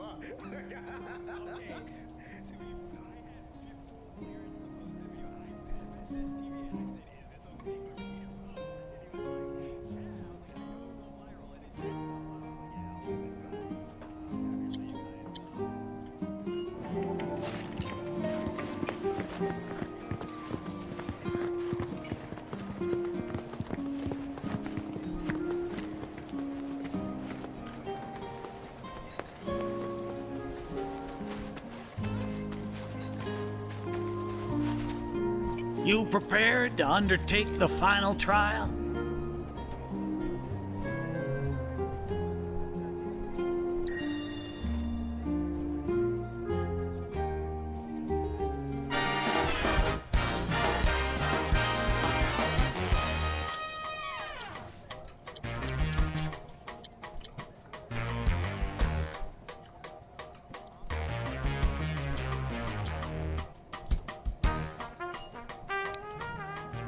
You prepared to undertake the...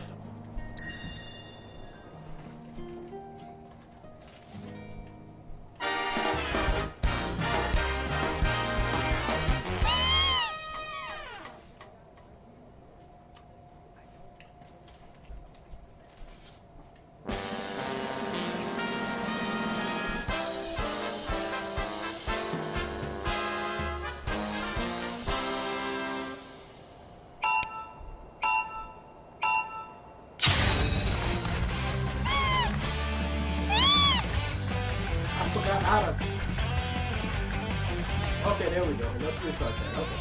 I'm like, what the fuck? To drift with the eye. Restart that!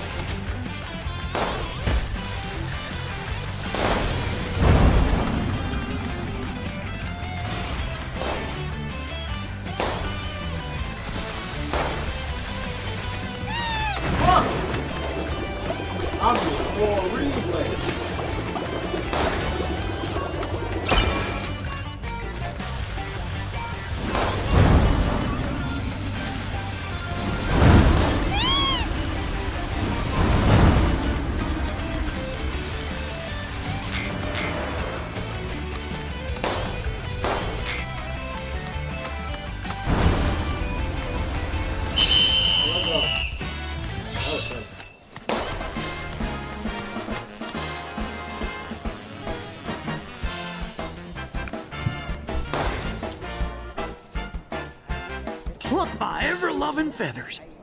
That was one hell of a performance. If I didn't know better, I'd... Surprise. Well, shoot. And once you start tearing up the track out... A promise is a promise, sir. Please tell me more about my dad and... All right. Let's see. They couldn't have been much. Turned them down, since they had nothing. Well, wasn't nothing out of the ordinary, I'd say. Ran some errands, did some repairs, helped around the house, and in their downtime, they took it upon themselves to dig through my library, learning about chocobos, and came to differing conclusions. I can't say the two of them... I figured. Will and Sam had mighty strong... That said, as far as passion is concerned, the two of them were birds of a feather.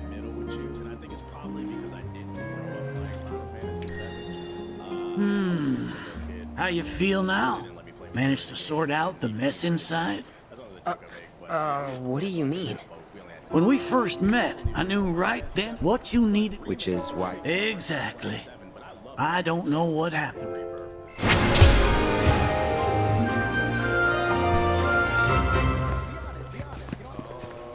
Thanks for everything. I'm gonna head back to the saw. Don't worry about putting your name in. I'll take care of it. All you need to do is show up and win.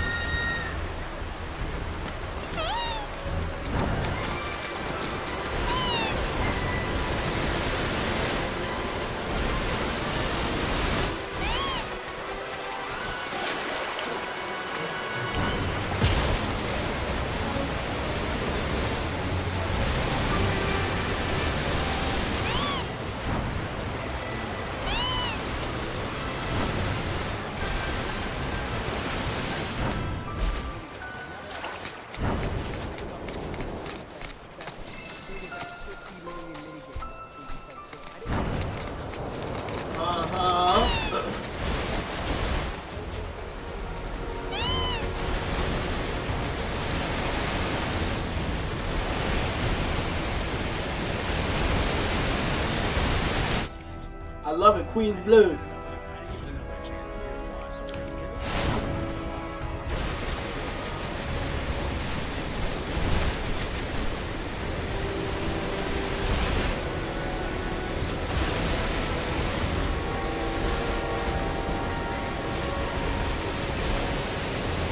Queen's Blood is so much fun.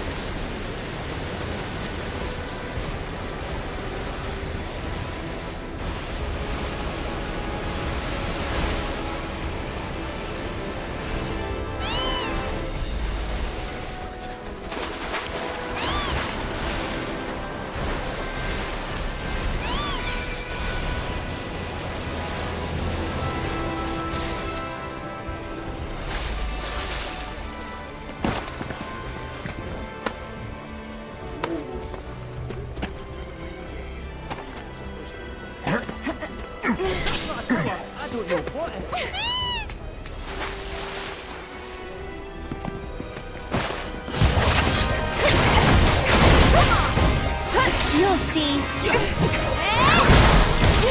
Go on.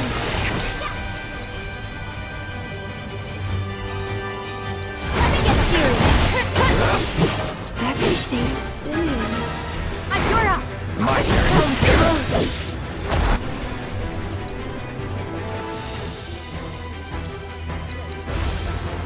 Shatter. That's it. There. I don't know how I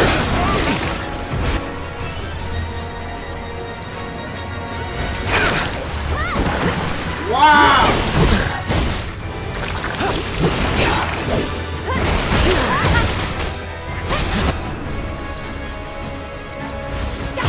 Calling item.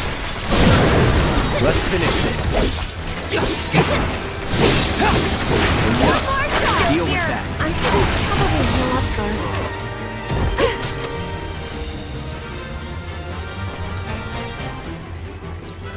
Okay. This might be it. Just taking a little. Come on. Hang in there. Get him. There.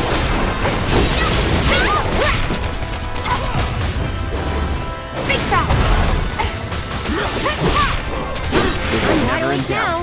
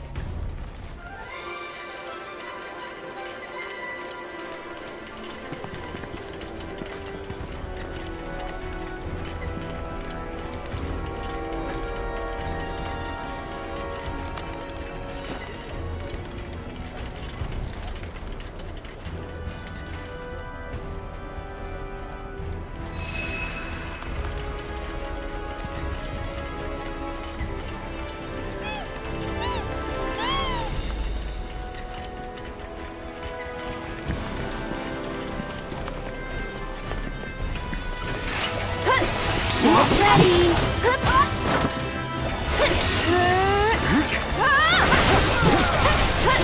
That's it. I think we're almost done. Get him.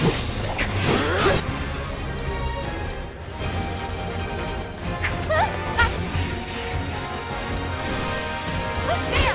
I'm backing off a bit. One step at a time.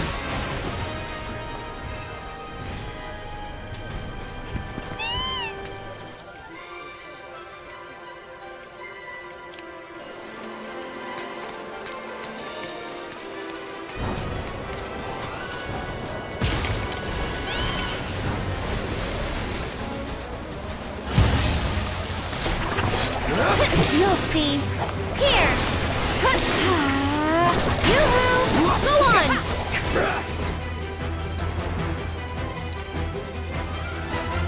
I'd keep my distance if I were you. Okay. Here!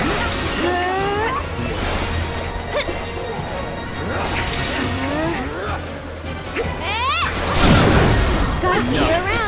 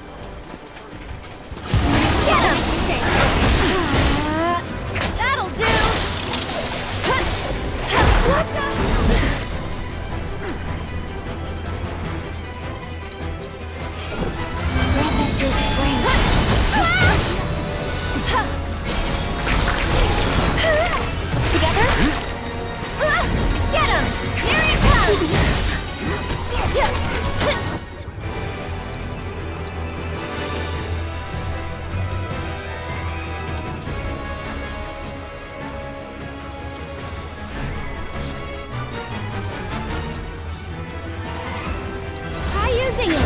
Stop it!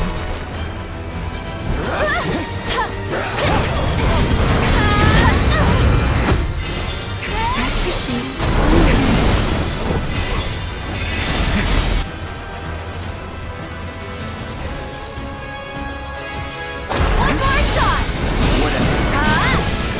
A bonus.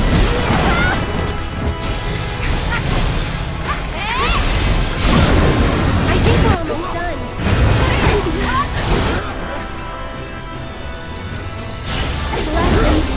Let's finish it.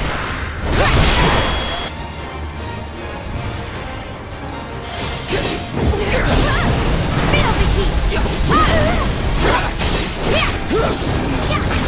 Come on.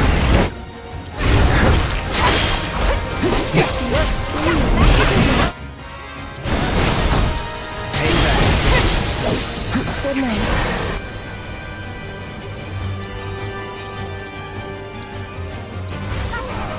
Freeze.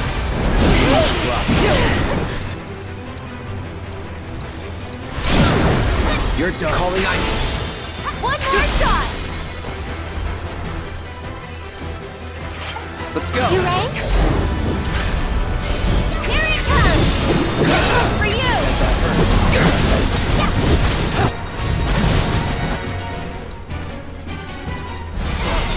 Bundle up. Don't say that.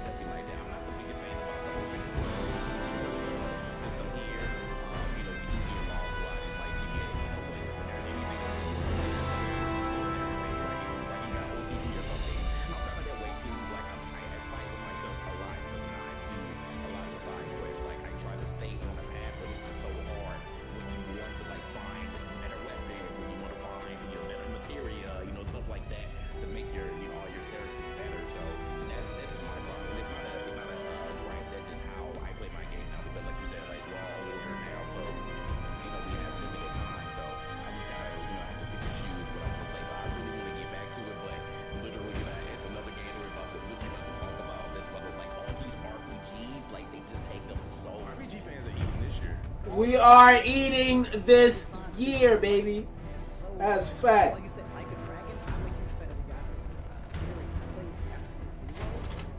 Burb.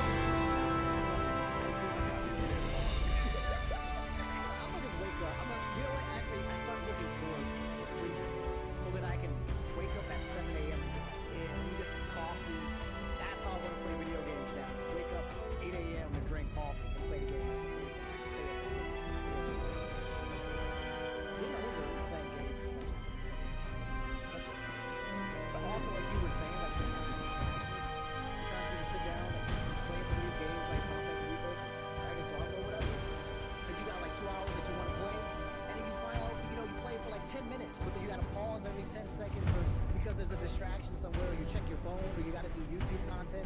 It's only 2 hours, only led to like 15 minutes of gameplay, and the rest was just on pause. It's just such a, I feel like when we're talking about the whole game mode kind of thing, about playing RPGs, I feel like even people who aren't, because like social media now, I think has people like locked in on their phones. I have a friend that can't play RPGs quite literally because they don't have the attention span to literally sit there and just play like Octopath Traveler or something else. They just don't have the attention span. So I'll try, but because it's not stimulating them, they just can't.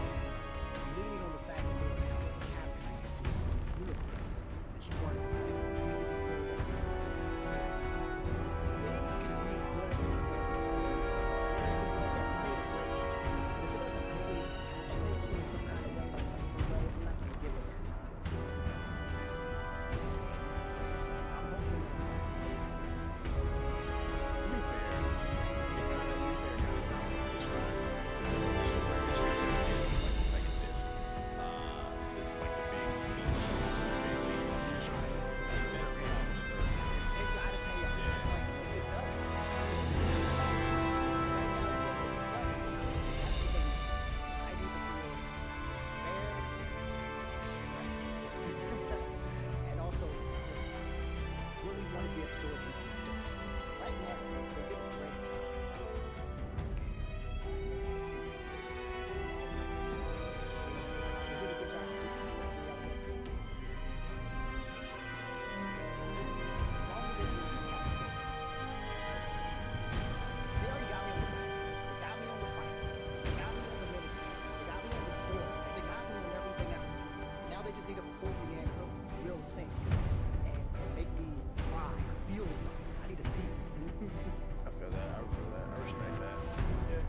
Enjoying it. I would still recommend it. Just a little frustrated with some stuff. I'm like, pretty sure a lot of keeping it in the realm of RPGs. Another one that we've gotten to play recently is J.I. and Ethos. We got early access to Dragon's Dogma 2. So feel free at any point to like chime in if you have like any questions. We got early access from, so shout out to Capcom. So we can have a day one conversation about the game. We've had it about a week early. These two have been playing on PC and I've been playing on the Xbox Series X because I'm bored.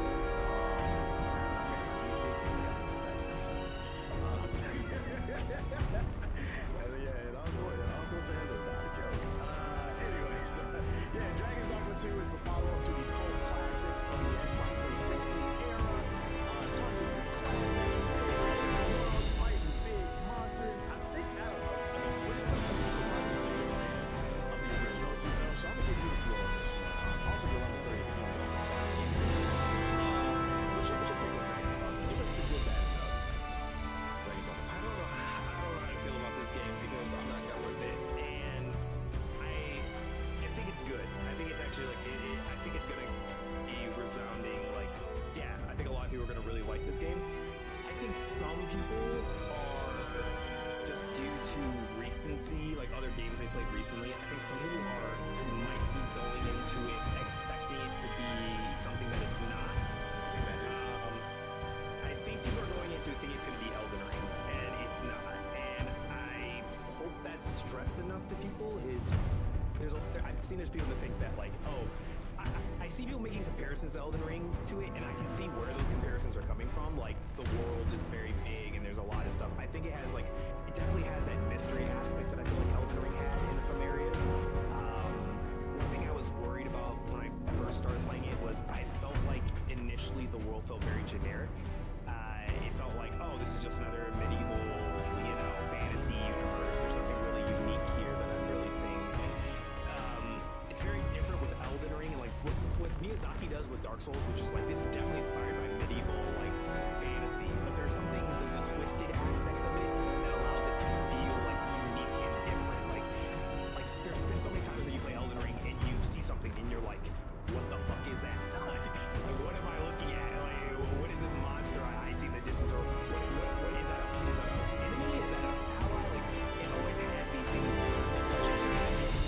Dragon's Dogma has that, but it's not like every single second, especially early on. I feel like early on when you open up the Elden Ring, you go into the open world, it kind of was like figure it out type thing, right? And everyone was like, what am I supposed to be doing? And they'd run into the dude on the horse and they'd get killed by him or something like that.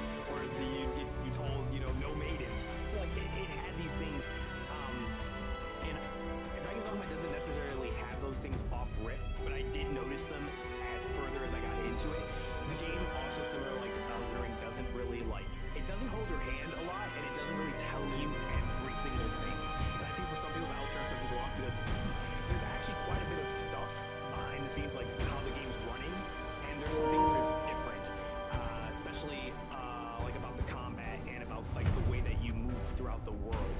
I would actually say it's more like kind of a survival game because like there's the game does a very good job of making you scared of the wilderness. Like you can feel badass in this game, but there's a lot of stuff in this game that can straight up just murder you or just overwhelm you. And that's not even mention like the bigger monsters in the world that are probably like the highlights. I think the thing that I think is a very big, strong component of this game is if you're like a gameplay first type person and you care about gameplay more than anything else, I think you'll end up loving this game. I think it is truly a good successor to the first game. It continues everything that people love from the original Dogma, like the unique aspects, which was the combat, the grabbing of like the boss that you can like jump onto the boss and grab them, the dynamic aspect of the combat, all that is here and it's expanded. So it feels like they've had a way bigger chance to explore a lot of those mechanics.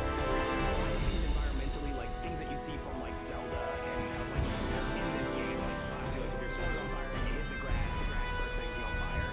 You cut off people's tails, that sort of thing. Misbalances them. There's a cool balancing sequence with the combat with heavier enemies where I'm playing basically guts. So like my character is kind of this like has a broad sword, literally like a guts character, hard hitting, slow attacks, but hits like a truck. And so what my character's archetype and what it allows me to do is I can off balance bosses. So when they go for swings, I can off carry them and knock them backwards. And then if you hit them on certain angles or when they're not paying attention to you, you can cause them to fall over. And this gives you like a moment of like an opportunity strike. Kind of like in Persona where they let you like, oh, here's our chance, and you smack into them. It's kind of like that, but you're controlling all of it. So you can then just go in and start like hitting like critical parts. And each of the big bosses, like they'll have different things. Like there'll be some bosses that have certain critical spots where you have to reach them, and you'll need to have certain like party members that work and synergize well with them. So like there's like the four main ones, which is like there's your warrior, which is like your tank, and then you have like your sorcerer, which is your spell slinger, and then you have your thief, which is like a dagger type person, and then you have the arrow, like bow and arrow type person. And I got most of my time with the warrior and bronze. I'm not gonna lie, I unlocked another class, which I won't spoil here, just because I want it to be a surprise for people. It's a unique thing that I don't think was in the first Dogma, and it involves a unique type of weapon. I'll give a little hint. It's like with a little incense, so that's like a little tease. I thought that was really cool and unique. But it has a lot of things that you'd expect from some sort of like RPG, fantasy sort of like universe. It has a lot of those things. And I think the thing that's going to sell a lot of people is going to be the combat. It's going to be the pawn system. I think is really cool and unique.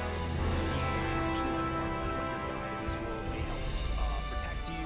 They help you in combat. They all have distinct AI patterns that you can like mold them to do. Like you can mold one of your pawns to be like, I'm going to be a support character, so I'll hang back and support you, or I'll be offensive, I'll be there on the front line and tanking for you. Like you can kind of like teach them what to do. And the cool thing, which I did with JG, is you can then grab pawns from other people's games. So your friends list you can see their pawns and you can adopt them and put them in your game.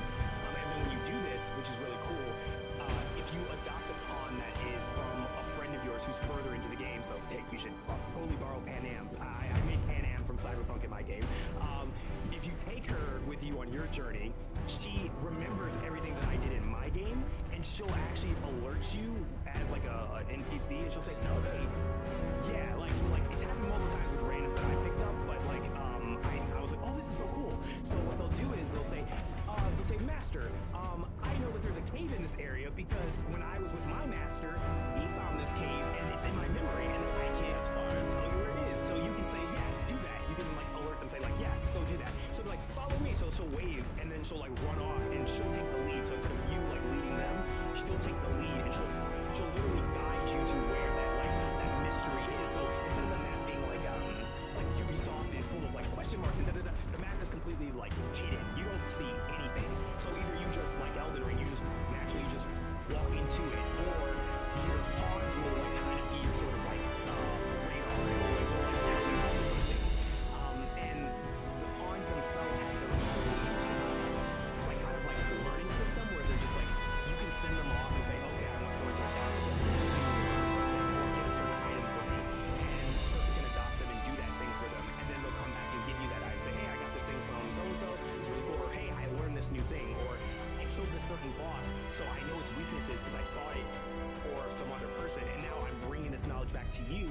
Now you can utilize it. So it has this, like, that's the part of it that I feel like it has this really cool attention to detail that I feel like should be praised 100%.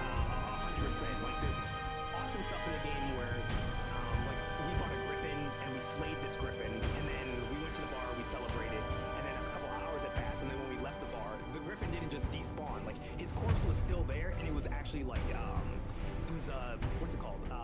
Decay. I'm not looking at the word. Decay, yeah. It was actually like actively decaying. Like bugs were there. Like you start to see its skull. Like it was actively decaying, and that's something I really give credit to them for. Is they made the world like feel real. Like the passage of time is actually like you actually see the world reflecting that passage of time. Quests can actually be lost or changed based off of you. Like if you don't show up in time because you're off doing something else, that quest will actually like follow the thing.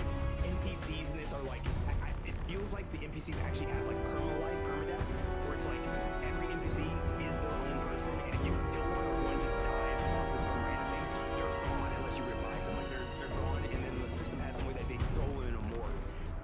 These are things that I'm like, that is awesome. Like these are things that a lot of open worlds don't even try to do or don't even care about doing. And those attention to detail, I think, are phenomenal. I think the biggest thing's going to be the combat engine. It's going to be something that me and TBH talked about it. I think it's going to be an acquired taste. There's no lock-on system, which is, I know, a lot of Souls fans are like, they're used to that type of thing. There's no lock-on system, and sometimes it can get a little frustrating of like, when you're trying to directly hit somebody, it's very like kind of skilled. Like you have to kind of move your thumbstick towards the direction that you're trying to aim. There's a little bit of like aim magnetism to kind of help, but sometimes you can just have these like frustrating moments of combat where like you're trying to hit the damn guy and he just keeps walking back an inch, walking faster enemies. They'll run past you, the camera spin, like you gotta spin your camera. It can be annoying. Oh, yeah, and then especially because the bigger, this is like the same thing with Dark Souls in general. It seems to always be a thing with the cameras. Sometimes because if the boss is so big, even though there's no camera here, if you get stuck in a very tight place, the camera bumping up against the wall to stop that, and you're just like, well, I can't see what's happening, and but it's really cool. It has, I will say, it definitely from a combat engine standpoint, it's really cool. I don't think it has the depth that I think some people want in a lot of like their RPGs. Like it doesn't have like the like stat like picking and individualizing that I think like Elden Ring does. But so it's kind of a little linear in that respect. But it's just like it makes you feel badass when you play. Like it makes you feel like you're playing like an anime. That's the best I can describe. Like it feels like you're playing Berserk or you're playing any of those like any of those anime that's like isekai in a fantasy world or like that. Like that's kind of how this game feels. That's the best I can give for that. I'm pretty sure YouTube probably have. What's in there?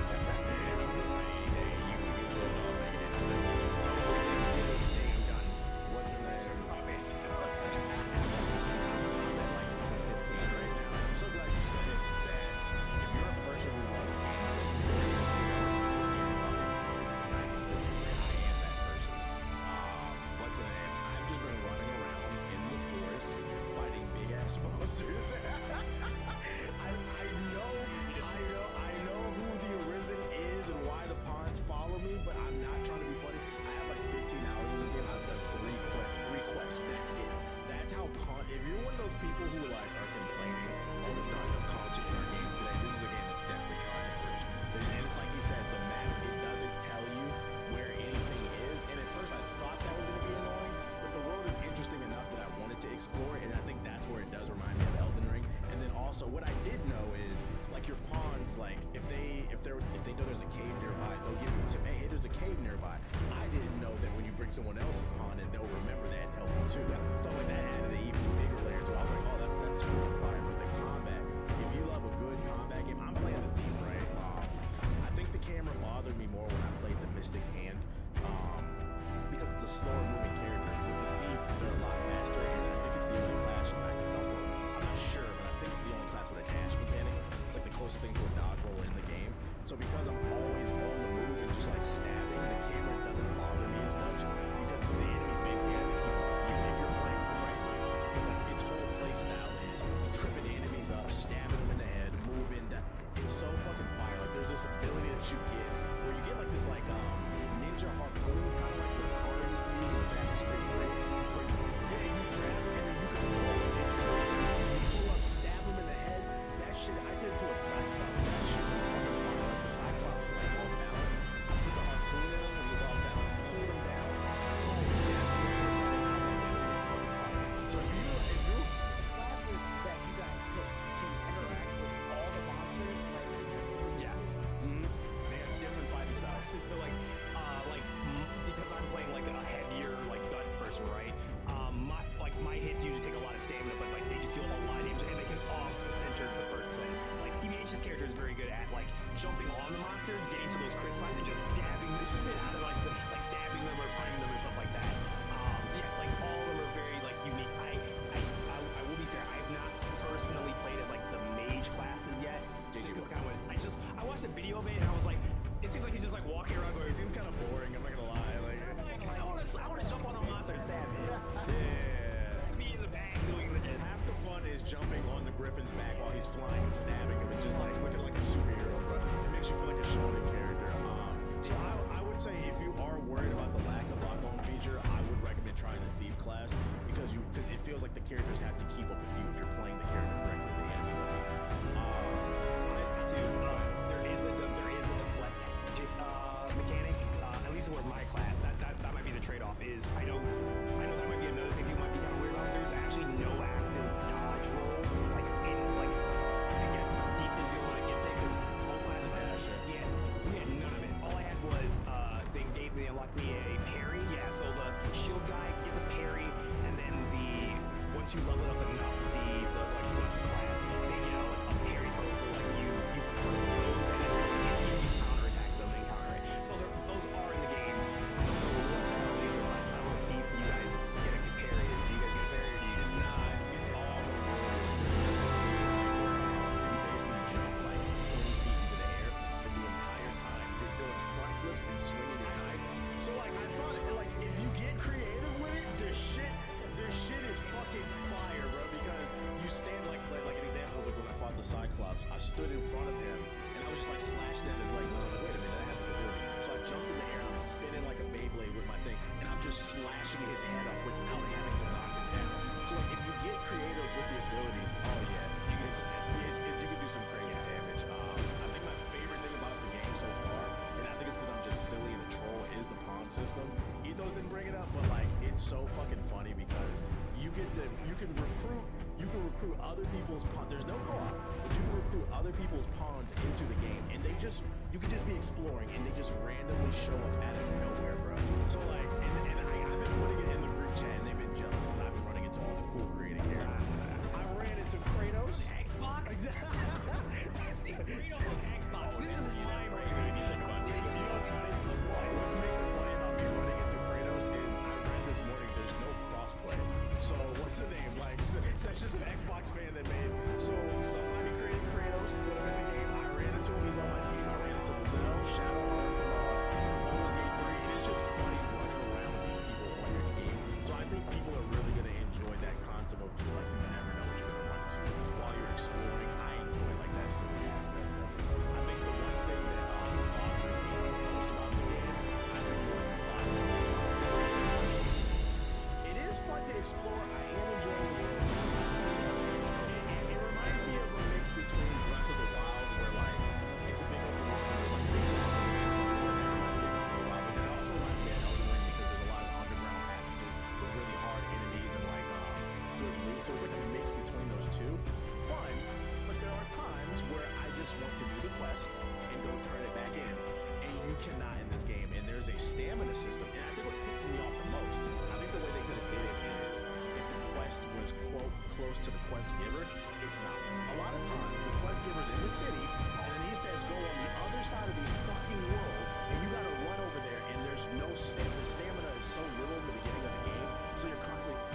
It's funny in the combat. I don't even feel like I really have to manage my stamina that much.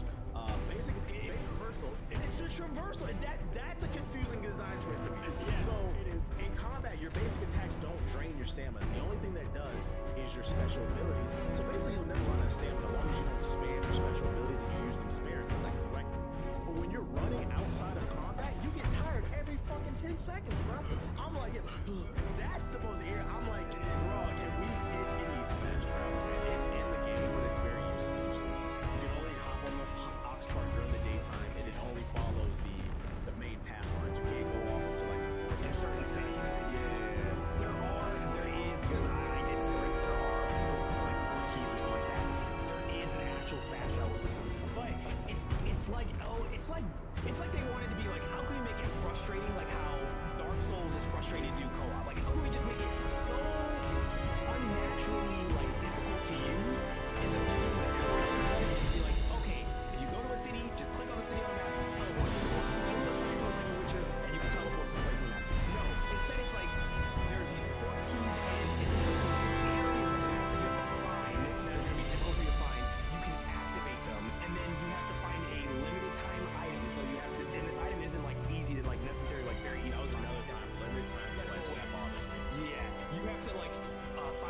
gem that then you throw up in the air to then be able to teleport. But some of the main cities don't have this thing. So then you have to get what's called a port. It's called like a port key receiver, and there are things that you can just set in the world wherever you want. So like you can just go wherever you want in the world, set up this little podum, and now like anytime you use this like key, you can pick that place random. So you kind of set up your own fast travel thing, which is like, okay, that's kind of cool, but it's like kind of what you said, TBH. There, especially later on, I think you said you haven't reached it yet, but there's different countries so far. I've only gotten to the second one, but like there's like kind of like a forest country, and then there's like the dune, basically. It's like fucking Dune. And in the Dune country, there's a part of the quest where you have to go all the way into Dune country, find the capital, talk in the capital, then they want you to go all the way to the other side of the map, go all the way back to the original place from the beginning of the game, then go all the way back to the Dune part of the map, and you're just like, I wish I could just teleport. I do not want to do this. I just want to get it done. That's why I haven't been able to get so much of this game done, main story-wise. It's because you said, yeah, it's like I'm walking, and it's like, I get it if I was in combat and you make the stamina go down, but it's like I'm not even in combat. I'm just walking down the path, and you're making my character like 10 seconds. I gotta stop and just let go of the sprint. It's just irritating. It's just like, come on, bro. I don't do this. Oh, there is. So far, I've not found like an actual like rideable like roach. There is no like Witcher like forest. There's like what you said, like you go every city. There's like an ox, and you can like travel on it to specific destinations. It's like public transportation. It's a bus, but it's super slow. It's useless. It's not gonna go where you want to go, where all the good stuff is. It just goes on the main roads, and you can only do it during the day. To me, there's no fast travel in my opinion. It's just a It's pretty lackluster. The nighttime is very cool though. Yeah, like the different enemies that spawn, like the tougher enemies and stuff like that. What's in that? What's your take on it, Jay? First of all, I don't know how Capcom roped me into playing another game, because you know it's just Capcom. Oh yeah, didn't you say yeah? Like, I don't know. Like I played Street Fighter. I played Street Fighter. Street Fighter was good, and now I'm playing this. Like I don't know what's going on. But anyways, so you all said a ton, and I have some of the same sentiments. Like the fast travel part is very annoying, and I remember we spoke about that. How the creator was like, you know, I don't really like the fast travel system, and it's sounding like even more frustrating now that the game is not yet, but it'll be out by the time you see this. But just so much playing it, like it is very annoying that they get more to the stamina system, and there's no like rideable mounts, because I truly don't know like why does a gameplay mechanic like I understand you want people to explore, but we easily, you know, have been able to explore it, you know, with having an actual unnecessary issues, because you feel like fast travel like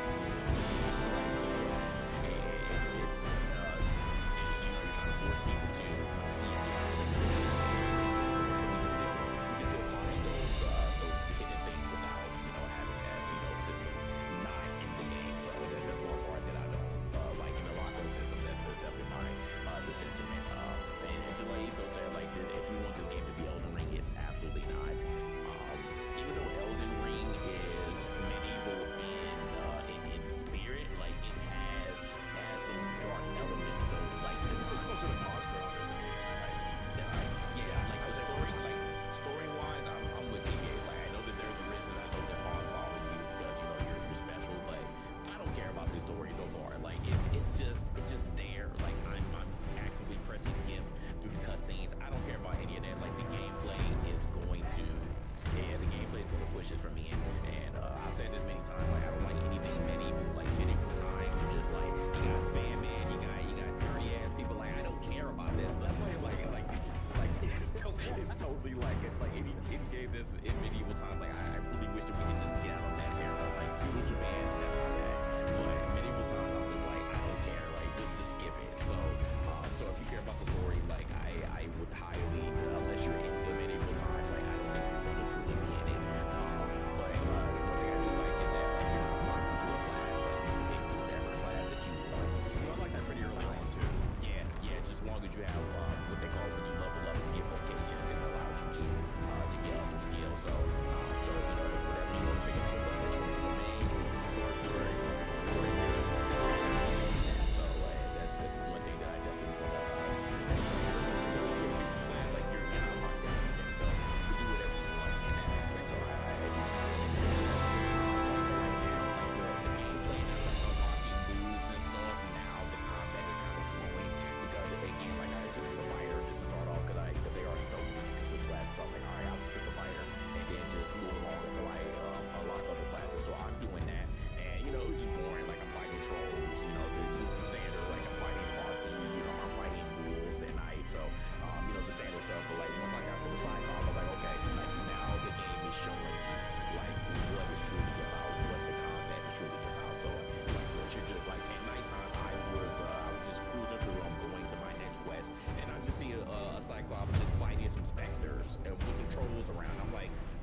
like, let me pull up because the Cyclops is he's distracted right now, and the Spectres are just flying around him, just attacking, and he's just looking around confused. And then me and my boys pull up, and then we just start wailing at his legs, and then he falls down, he gets stunned, and then we just hop on top and just start slapping him while my mages are like burning the shit out of him. So like I see that like the pawn system here, I understand because the pawn system like the co-op is in the game for a reason because I feel like it'll almost improve the experience. What they're doing with this pawn system, I totally understand. Cause like I didn't know, like I said, I didn't look into the full aspect of Dragon Dogma 2. I was actually going to skip it until later, so I wasn't truly familiar with like you got goals with you. I thought it was gonna be more of a solo experience, but you literally have people who are behind you that can literally support you. So like, so my guy who my first one is 008, so he's a mage, and so like he was playing this little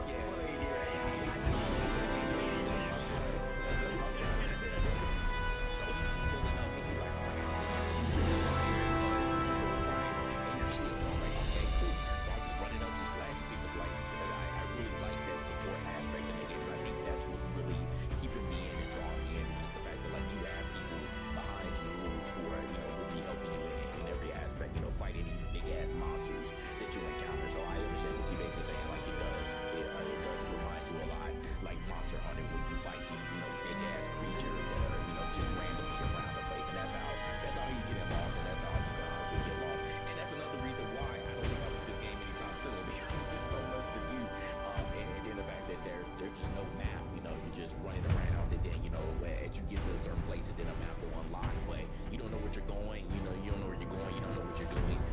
But your pawns do help, so I do enjoy the aspect that you're not like completely lost. And even though I feel like Elden Ring did that in a really good way, that there's no real guide. You just go wherever you want. Like there is a path, but you can still go a million different ways before you reach whatever the final path is. So I like that aspect that they are doing like that because it does bring that sense of mystery into the game. But I do like the fact that even though you may get lost at certain points because it's very easy to get lost at your supporting cast will up like, hey, I know where we're going, like let me know. And they're like, okay, lead the way, like you got it, and then they'll just run and you just follow them. So you're not completely lost, but you can definitely get lost in the songs just running around trying to figure out. I don't even know if I'm doing any quests at this point. Like they actually do that. It doesn't seem to be saying anything. The side stuff is that good. It is. So I think a lot of and if you're real story heavy, then I would definitely refrain. Like just temper your expectations. If you're a huge story buff, and if that's going to turn you off, I think that the gameplay will carry a lot, but just definitely be wary of that. Because like right now, story wise, it's not it for me. But if you're into that type of stuff, it may be for you, but it's not for me. It's not. Yeah, I'm trying to like simplify it because I feel like we said a lot of words and big ass words for people that don't understand. I'd say it's like a mix of Elden Ring and Breath of the Wild's open world with Monster Hunter's combat, plus the unique like climbing features that it has. Because there are unique things in here in terms of the combat with like kind of a Game of Thrones vibe. And that I don't know if that like is like that's how I would describe the game. Like don't go into it thinking exactly like that. Before we wrap this one up and move on to the news, two things in terms of Dragon's Dogma 2. Performance, that has been a topic of discussion on the internet. A lot of people have been worried about whether or not this game is optimized. I got to play on Xbox, but these two got to play on PC, so I wanted y'all to testify and let me know how's the game running before launch, Ethos, on PC. Initially, I was a little worried, but as I've played more of it, it's gotten a lot better. I think the initial area, the forest area you start off in, I was a little when I first started playing, it felt like it was running okay. But then when I got to like the capital city, it definitely was like noticeably like, yeah, this board's tanking. Not where it's like a slideshow, but I definitely you can feel it. And this is with like I had DLSS on, I put it on performance mode. I'm playing it like with a super ultra wide, so I am playing it like a pretty high resolution. And I was playing like high settings, so maybe I could like tune it down by turning the settings down. I'm assuming that the game is just the draw distance, and because it's an open world, that's why it is a heavy game. game because visually, I don't think that this game is like visually like, oh my gosh, like incredibly incredible. But it's definitely like it definitely has some very nice moments where you look at it like, ooh, this looks pretty. But overall, I would say like after that point though, like when I'm in the wilderness or just doing, I'd say like 80 to 85% of the stuff that I'm just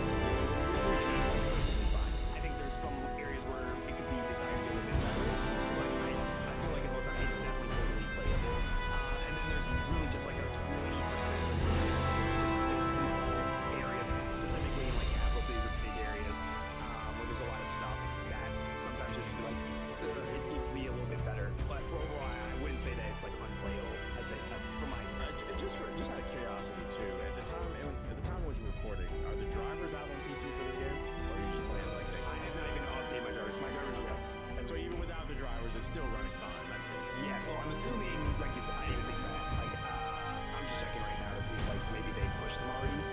But yeah, I usually don't update my drivers right away. I usually like wait a couple weeks. So that's I think that's a good sign. Not one specifically. It's for actually Horizon Forbidden West. What the heck? That's the latest one right now. So I'm assuming by the end of this week that there should be a new driver for Dragon Dogma 2. Yeah. So what was your experience on PC? Yeah, so it was exactly the way. As soon as I got the capital city, I was like, oh crap, like I had seen the trend a little bit. So I experiencing the same problems. I have a 3090 by the way, for context. So even I was churning it a little bit. I think the recommended is like a 2070 and like the minimum specs of like a 1070 for what I saw there. So just keep that in mind. Definitely look at the specs here when they put this on PC. So hopefully when the game actually comes out on launch, like I said, those drivers will come out and that'll help the performance a little bit. Some patches and updates for the actual game. So we shall see. But right now it's playable, but there are definitely those points where you see it and you feel like you're like, oh crap, again it's not a slideshow, but you can tell the frames will definitely drop into like 30, 40 Series X, so for the people curious about the console, I would say it's more than playable. I read online somewhere the rumors that it's running at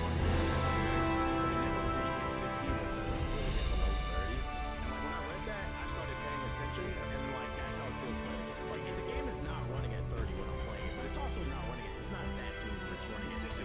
Yeah. So like I would say for the most part, 80 to 90%, I've had no problem. The game is ran fine. But there are certain areas where there were dips. It didn't turn